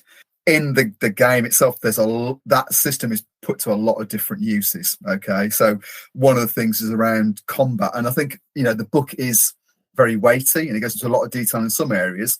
But to your point about things like casualties, actually the rules about combat are a bit wonky, and it doesn't really. So I had to sort of change them quite a lot to make sense of them. Certainly in the last session, where you've got, obviously the firefight and, up against some casualties. I think if we'd have used casualties in that way all the way through, I think we'd probably been in a lot more danger. But I think you're right. I think that, characters are pretty tough. We avoided combat a lot, especially with casualties, because they come along in mobs. If they're like one-on-one, it wouldn't be quite so bad. But because you maybe have like 10 of them coming at you, you just want to avoid that combat, which is a shame because the combat system looks quite interesting with the tactics, twitches, and freebies type system you could get. Special maneuvers as well you can do. But no one wants to do any of that against 10 casualties coming at them. Well, really, that's the thing about subsystems. So when you're fighting against a mob of casualties, that's one system. That works in that way. If you're fighting against a vector or other takers, that works in a different way. So there's a different set of combat rules. So the same dice mechanics used in a different way. One of the things, and so I suppose just referring to the way that the sort of the flow of the game, a key part of it is, so as takers, you're employed by somebody, someone gives you a job. And a key part of that is not just a case of someone saying, here's 10 bounty, go and do me a job. You want to get the most out of it. So there's a whole sub game about negotiation, which is you as the taker crew are trying to get as much out of your employer as possible. And they, on the likewise, are trying to get as much work out of you for as little outlay as possible. I really like that. I think really well, because what you have is you've got a lead negotiator, and then there's a bit of like flashback stuff in there where other members of the crew will have, done things beforehand, like maybe scouted out the opposition or, maybe sabotage something to try and drive the price up. And there's a bit of narrative stuff in that. Now, I think that's divisive, as a lot of things. So what do we think about that negotiations as like the first part of any job? Tedious. Time-consuming, tedious part of the game that required so many rolls, you were eventually going to fail big time anyway. Although you never did. Well, actually, no, you did. On most cases, you did pretty well. We got lucky. Yeah, on a few times it didn't go so well. To be honest, not a fun part of the game for me at all. I could have completely taken that out for me. Any other opinions? I mean, I couldn't disagree more strongly. I thought so. I thought we had some of our most dramatic narrative moments in the negotiations. Yes, it was again a swingy system, and sometimes you thought you were doing all right, and you ended up like only doing it for cost or whatever. And the other time, when we thought, well, this is getting a bit iffy, we ended up absolutely hitting all the sweet spots and getting a real reward. And I think meta, it did say something about the arbitrary nature of kind of late stage capitalism. But like in game, I thought there were some really nice kind of dramatic moments in the negotiation. I mean, I'm speaking for my character particularly, obviously, because he ended up doing a lot of negotiation because he had a point of charisma. But yeah, that would be my view. So Sam, you're wrong. You have a viewpoint, sure. Well, I mean, maybe I could be the guy in the middle. Again, you can see what he was trying to achieve with this game. It's a brilliant idea. The negotiation, the setting up a completely different sub game to make it interesting. I do agree slightly. I do think it was slightly maybe too long sometimes. But again, I agree with Martin. It could be really interesting. But it was really easy to end up using a lot of your resources to try and get a good deal for the job you're going to do. And I can absolutely see about 1 in 3 negotiations ending up with you effectively going to do a mission where you're definitely going to lose money and resources. There's no way, and I'm just saying, bad players like me, grumpy power gamers like me, if that had been the first one, I'm not sure I would have come back. You know, if we'd set it up where essentially we were paying to do a mission with zombies, I think that might have been a bit of reality too far for me. So love the concept, like so much of this, love the concept, clearly thought through. I think it can sometimes lead to unfun game experiences, though with a master GM and master players, I think we did pretty well. I want to blow some smoke up your fundament, Steve, because I have to say that you... Not on camera. Yeah, it took a lot of patience to deal with Sam, for one thing, but to actually follow the painstaking negotiation track, because me as a games master, I think I would have read the room and started hand-waving fairly early on. But the fact that you saw it through to the letter of the rules really drew something out of it. And I think by the second negotiation, we really started to work into it and start to characterize it more, because really that's the only opportunity in the game to develop the enclave and the community that's around you. Because unlike something like Mutant Year Zero, the actual society that you're part of doesn't play a big part, does it? Whereas in that negotiation, that's where you're trying to really engage with the characters around the enclave and around the actual story. So I do think, like Martin, that it is the main narrative bit. You were in an enclave called Trebio, which was an old meat packing plant down in Texas, and one of the guys that was one of the employees was the conductor. So he was the guy that sort of kept the trains running, and so you engaged with him, and then you start to build a little bit of the sort of the narrative and the context of the world, which, as you say, otherwise it can be a bit. It certainly does fade into the background, I think. But I think the other way you link with the society is through your contacts, through your dependents. So the people that sort of give you an opportunity to restore your humanity. So when you take stress, when you take detachment damage, you have to have your dependents, because they're the ones who bring you back down. If you don't have those, then you're in trouble. Or if the GM cons you into having a lovely dog as your dependent, and then points out, you just did it. Yeah, and that sounds like a good idea. An interesting idea. That's an interesting idea, Doc. And then it became completely obvious that my dog couldn't actually talk online, so I was unable to communicate with my dog, and I couldn't get anything back. You did. Not that I'm bitter. I'm still bitter. People talk to their dogs over FaceTime all the time. Well, that was literally my argument. All right. So negotiation. I mean, I liked it. I think it's something that I would probably shoehorn into other games. Looked for it in a RuneQuest game coming your way at some point soon. It's okay. It's just too many roles required. Too many roles. All right.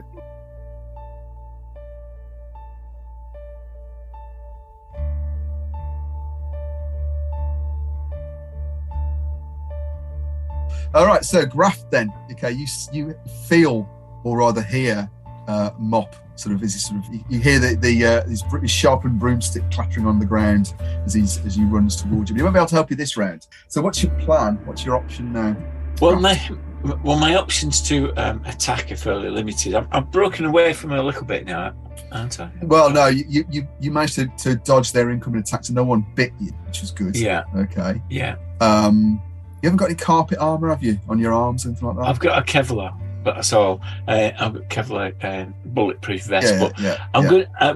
What I'm going to do is I'm going to just do the same as I did last time, and just have a holding position to try and stop myself being eaten. Okay. All right. So just for interest, okay, you got this thing called block. Right. So basically, you can, if you do get bitten, you can make a melee check to if you say, well, actually, this time I'm just going to avoid the incoming attack. Okay. And if you fail, you can make a melee check to try and get them to bite you on the Kevlar rather than anywhere else. But it means all you're doing is just staying where you are, waiting for people to come and help you. Yeah. Okay. All right. So first of all, let's have the all-important. Can you avoid the chomping jaws of death? Yeah. Which will be an athletics check. Please. Remember, I have no willpower, and my rations. Do you want to spend rations? And my rations are currently at 2. Okay. 2 left. Okay. Now, don't forget what you can do. Remember adaptivity. So you've got refreshes. All right. Yeah. So what you can do is you can refresh. So spend one of your points of your activity, which will then put your rations back up to full. So I'm going to spend 2. I'm going to spend 2 of my rations. Okay. To add something to this. Let's go. Now, according to the letter of the rules, okay. According to the letter of the rules, -7 is a special number. It's a fail. No. If you go down to 0 rations, you become gassed. Okay. Yeah. Okay. So I will say, if you want to adapt, just because it's ridiculous, you wouldn't voluntarily gas you really bad. All right, because it means you just can't do anything at all for a turn. But would I feel the pain when they're eating me? So what I will do, if you want to use one of your, you are rations now. If you want to spend one of your points of adaptivity, your refresh, to get your rations back up to full, and then spend 2 of them, I will allow that. Or you can be gassed. It's up to you. Do you want to know what gassed entails before you? No, I think it's sensible not to be gassed. Is it a good thing? It is not a good thing. It is not a good thing. Okay, all right. So, but you didn't manage to dodge the incoming attack. So one of these casualties managed to get past you as you're flailing around trying to get out of the way of these things. All right, as these jaws and sharpened, filthy fingernails encrusted with black blight growths to scrape down you. But what you need to do in that case is to so you've got options. You're going to take some damage, okay, and you can try and run away. Right, that's an option. Or you can try and redirect their attack onto your Kevlar armor. I'm going to try and redirect their attack onto my Kevlar armor. So I'm trying to. So it's just a melee check in that case. I'm trying to roll into a ball so that they're just getting my torso rather than the rest of my torso. Extremity. And those soft limbs, do you? Yeah, exactly. Yeah. Okay. Let's have a melee check then, please. Oh. I've succeeded in 1 roll so far. So that's it. Oh, yes. Oh, critical success. Okay, all right. So let me tell you in terms of the actual results. They chomp on the flak jacket and they all run away because they realise I'm not very tasty. You reckon? They've made a mistake. He's not. I just think they run away, but they drop loads of Mars bars. like little things that you pick up afterwards. Yes, like little rings. Okay, all right. Dropping loot. Critical success. All right. Okay.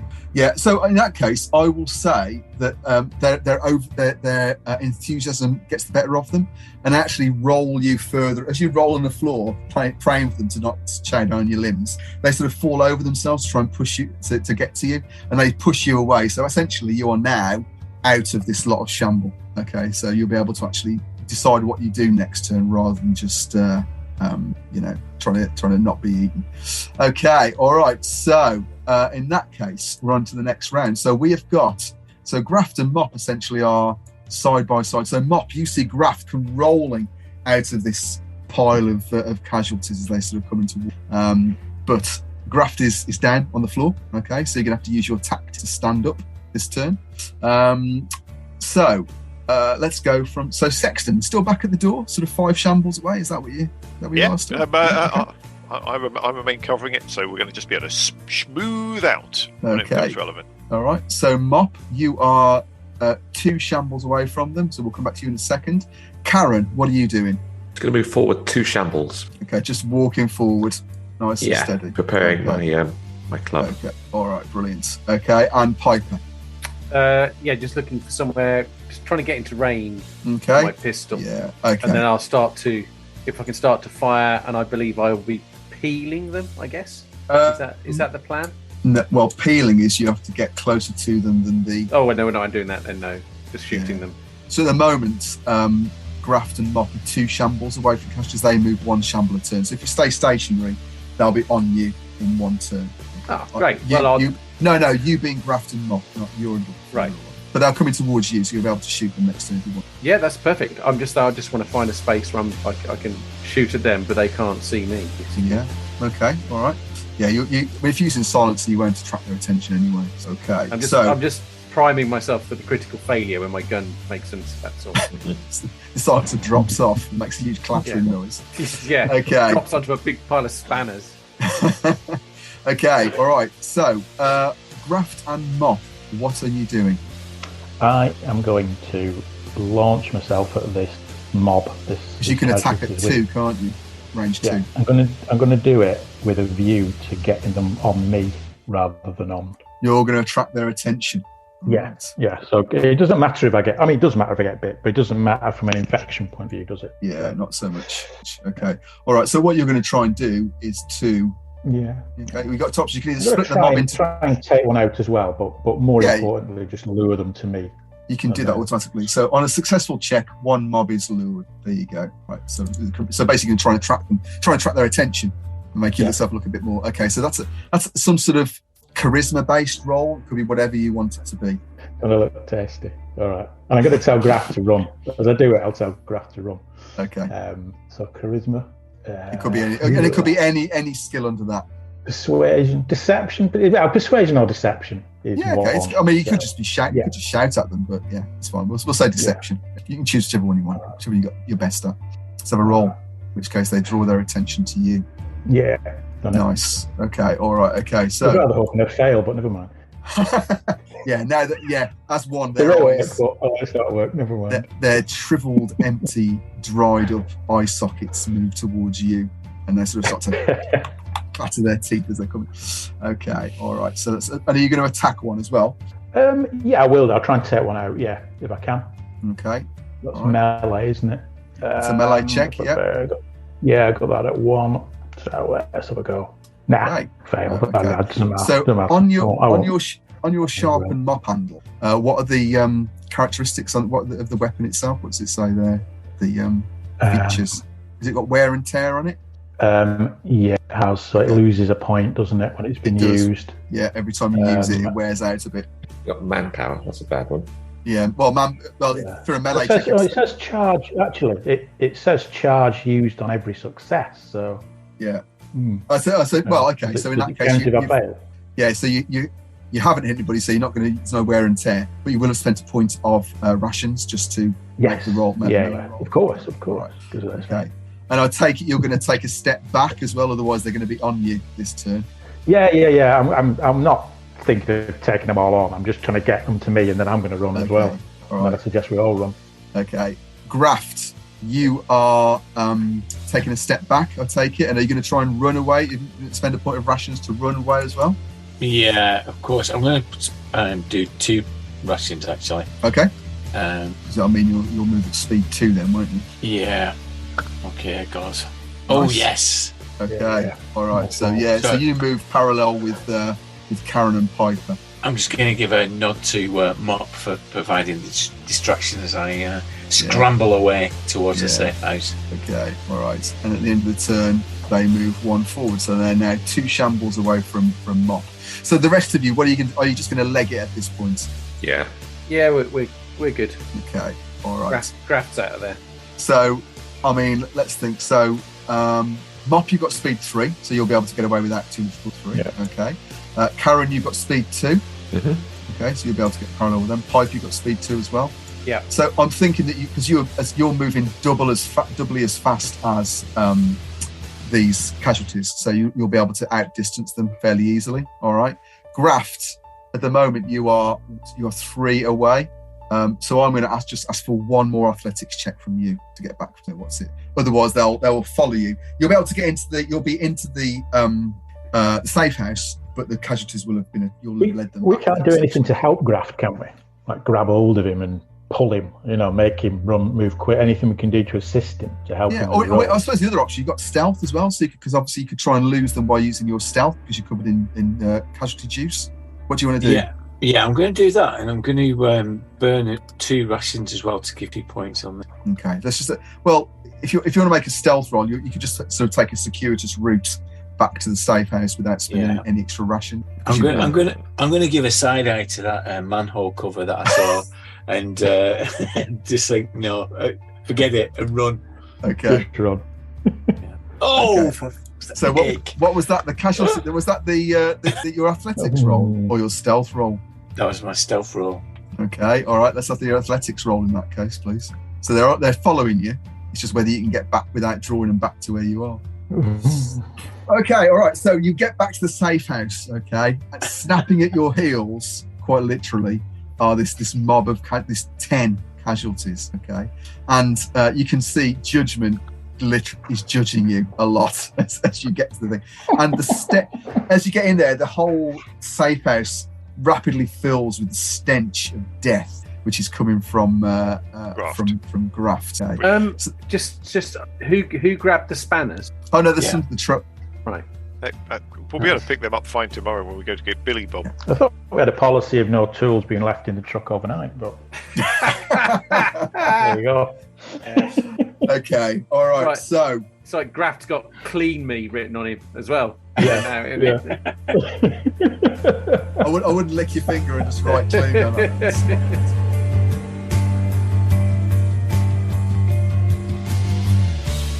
So the flow is a negotiation. You get your job. You hopefully you make some money. Often you won't, but you've got to go out there and do it anyway because it's about reputation. The next bit is upkeep. So this is you paying your bills, so paying for your rations.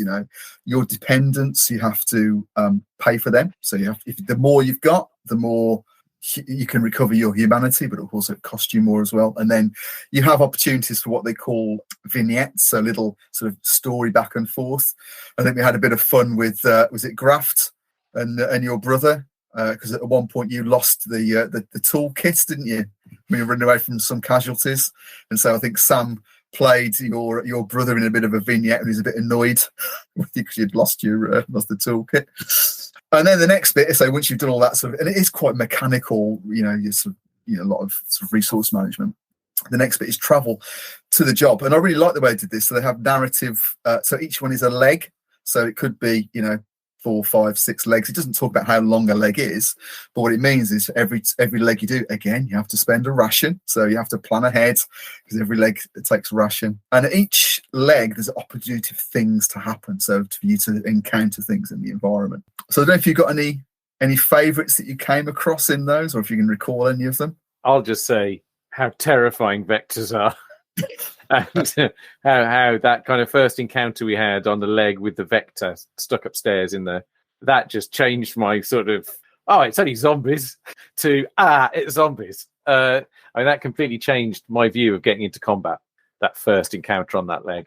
And I will say I didn't play the vector as it should have done. Should have had more, so it would have been even more deadly, actually. But so in the game itself, I think it was Mop, wasn't it? So I think you pinned it to the wall, didn't you, with your broom handle? Me and Mop and Karen who tried to tackle the vector, but it was a bit of a shock.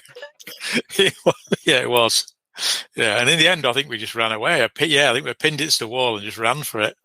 One of the many running away tactics that we used throughout the game. Can I tell the story of Chris and the grenade? That is an excellent point. So you could tell one of the other. I'll tell one of them. There was all you need to set this up is one, a truck, which is the love of Sam's character's life, pristine, beautiful, awesome. You just need, I don't know, maybe 10 casualties just somewhere in the middle of nowhere.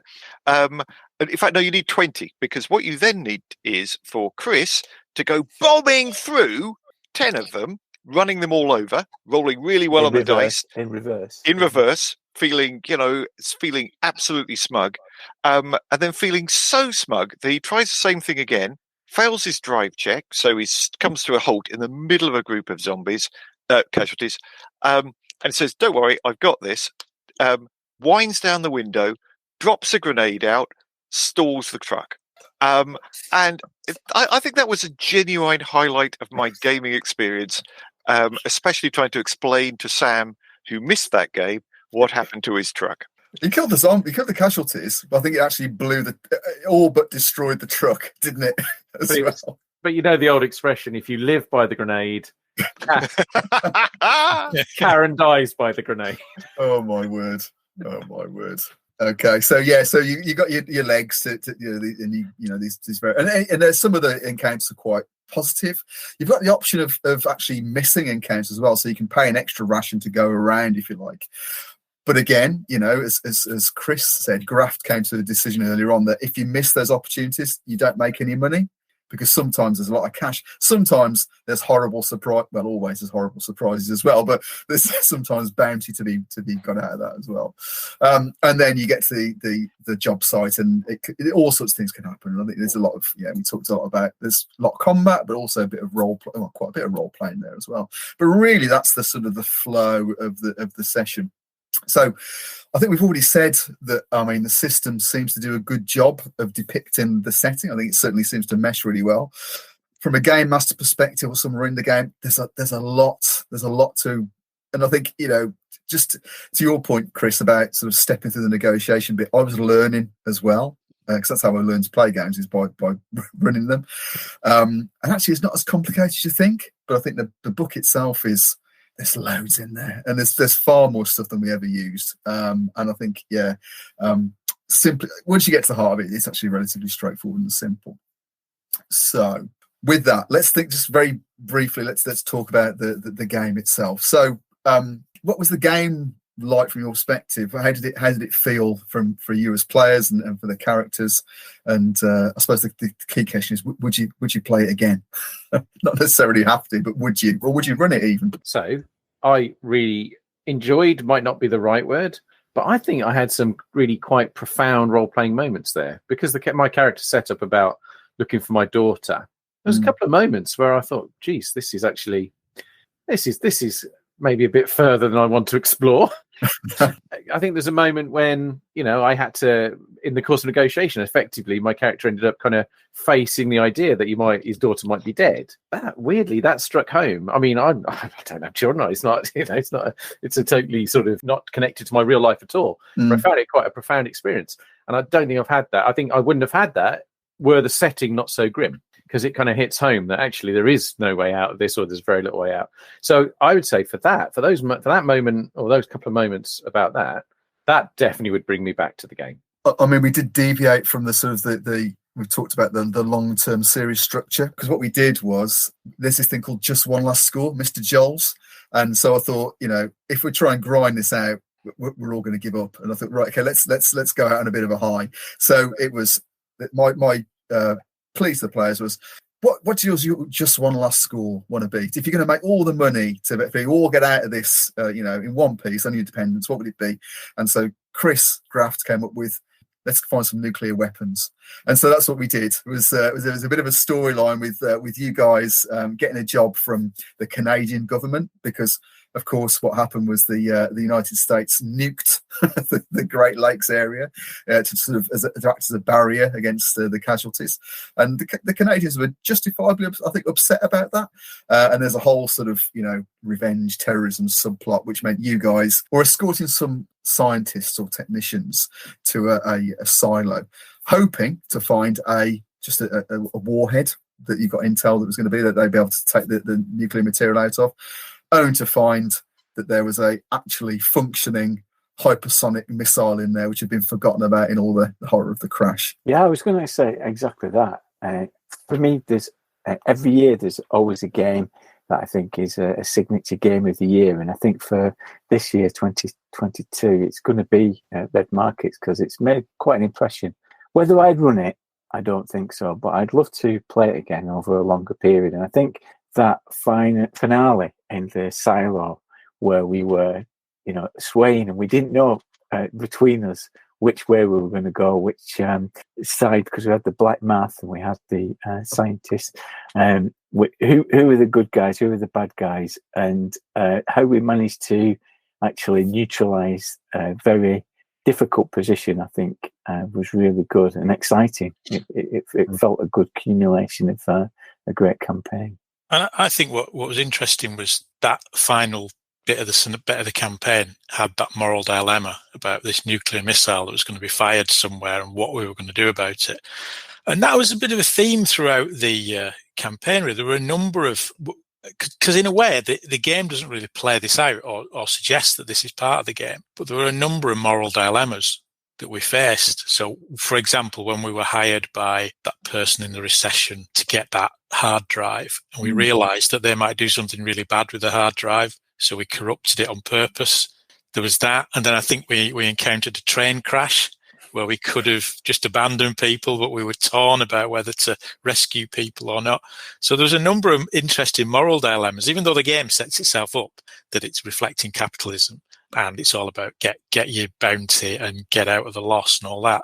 But there was a thread of morality running through it where in numerous times we were all arguing about what was the right thing to do, even though the right thing or the wrong thing might have got us more bounty, but we were still conflicted, I think. And that was an interesting thing that came out of the game, because it's not there when you read the game necessarily.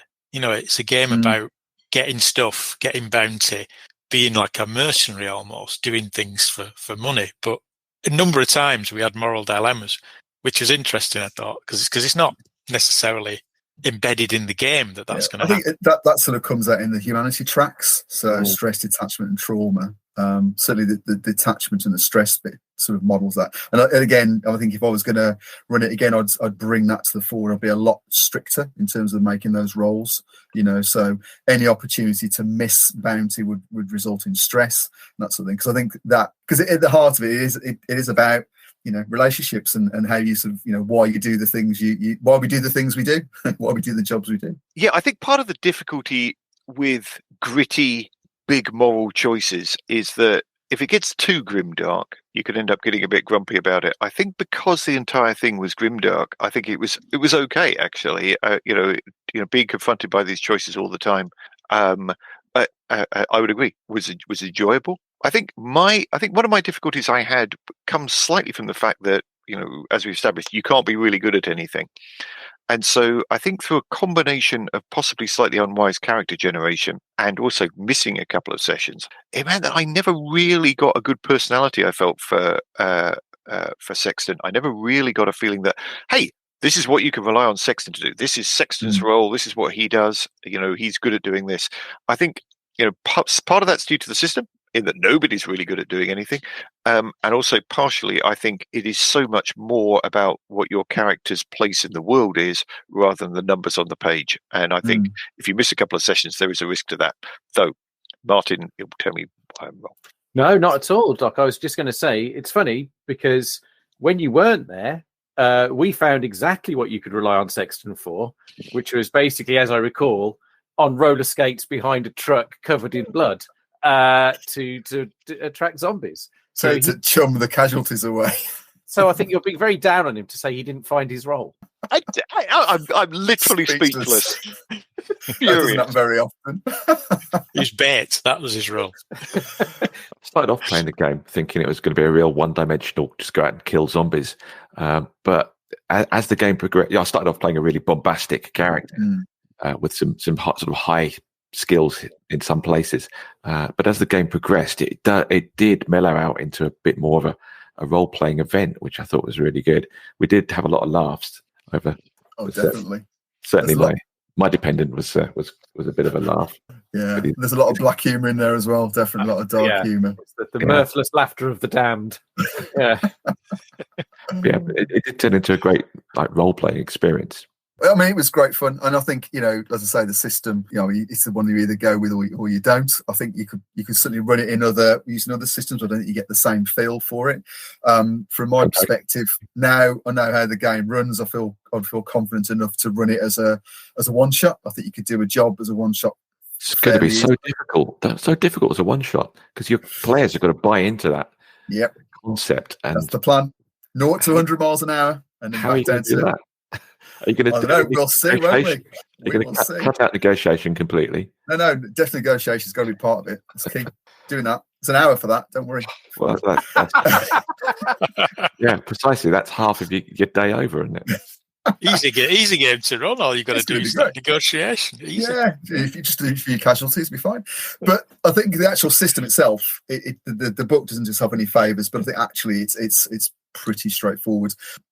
Now I've played it, it's fine. I think if you're as a GM, if you're preparing for a long-term campaign, I think really if you've got 3 jobs set up, 3 different sort of types of activity, I think once you've got that, you're sorted, because really the player or the takers, the player character group can, as part of negotiation, decide which one they want to go for. And all you've got to do then is for another session, just do one every time. So at least you've got a bank of 3. It's actually not that difficult to do. I think, for me, I think, your point, Chris, it's one of the signature games. I really, really enjoyed it. It certainly was a very different experience from my perspective. I think, again, obviously players make the game anyway. And I think you guys were all brilliant at it. I think, you bought into the whole, let's get this nuclear material for the Canadian government. And the moral dilemma at the end, which really was the moral dilemma was, do we let them do this could be terrible thing which results in the deaths of millions of people, but we get paid, or do we sort of save those millions of people but also lose the chance of just getting ourselves and all of our dependents out of the loss once and for all? And that was the trade-off. And I think the solution was brilliant, and it came down to the last roll of the session. So Mop, the multi-talented janitor, who was the Hong Kong Phooey. The Hong Kong Phooey of do everything. Post-apocalyptic world. He reprogrammed the missile to sort of go out into the desert and explode harmlessly. And I said, yeah, you've done that, but you won't know until the missile is in flight unless you've succeeded. And it was right. I think it was best of 3, wasn't it, that you had to get in the end. And so, that's the thing. The thing, people, you say you can't do anything in red markets because it's too swingy, but a school janitor can reprogram a nuclear missile. So clearly you can do things. You can. It's all right. You can succeed. You can win. All that time spent in the high school library. Yeah, I was wrong to say it was Graff's story. It was Mop's story all along, wasn't it? That's the truth of it. We were just the friends you met along the way. I was secretly hoping at the end that Mop was going to fail that last roll, and then I was going to say, you can tap a reference who would help you do it, and Mop's reference was his mum. So I'm thinking his mum on the end of the phone helping him to different code to reprogram the nuclear missile. I would have been made up at that point. But anyway, it's still a great ending. So thanks very much for playing.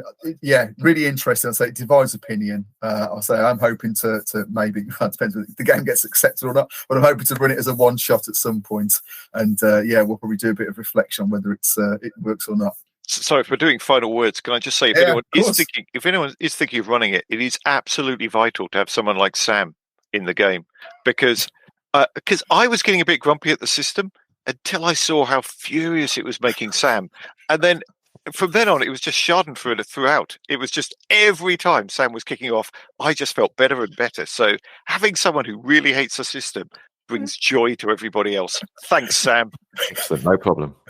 Can I say one thing? If you're going to play this game, buy a flamethrower early on. Yeah, they were good. with a safety valve. Definitely a safety valve. Yeah. And a few grenades for some fun. I'm not going to bang on about Regitrated Philanthropist again, but I'm going to say that, we've lived through the blight in recent years. And if you think a third of the working population was considered essential for us to continue, and 50% of those, over 50%, are the lowest paid in the country. And that's what this game is trying to replicate and make a comment on. And I think for that reason alone, I think it's brilliant. Worth playing. Okay. On that entirely worthy note, which is definitely more worthy than I said, I think we'll leave it there. Thanks very much for recording. Absolute pleasure. Talk to you all as soon. ever. But thanks, Steve. It was an awesome game. Yeah, Bye, guys. Really good. Thanks a lot. Thanks a lot. Bye, guys. Bye. Run it, run it, run it, run it, run it, run it, run it, run it, run it, run it, run it, run it, run it, run it.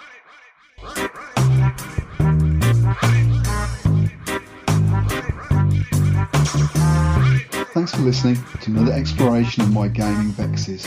If you've got any thoughts you'd like to add to what you've heard here, or a gaming vex of your own you'd like to offer up for discussion, you can contact me on Twitter @AllLengthR, or you can leave a voice message.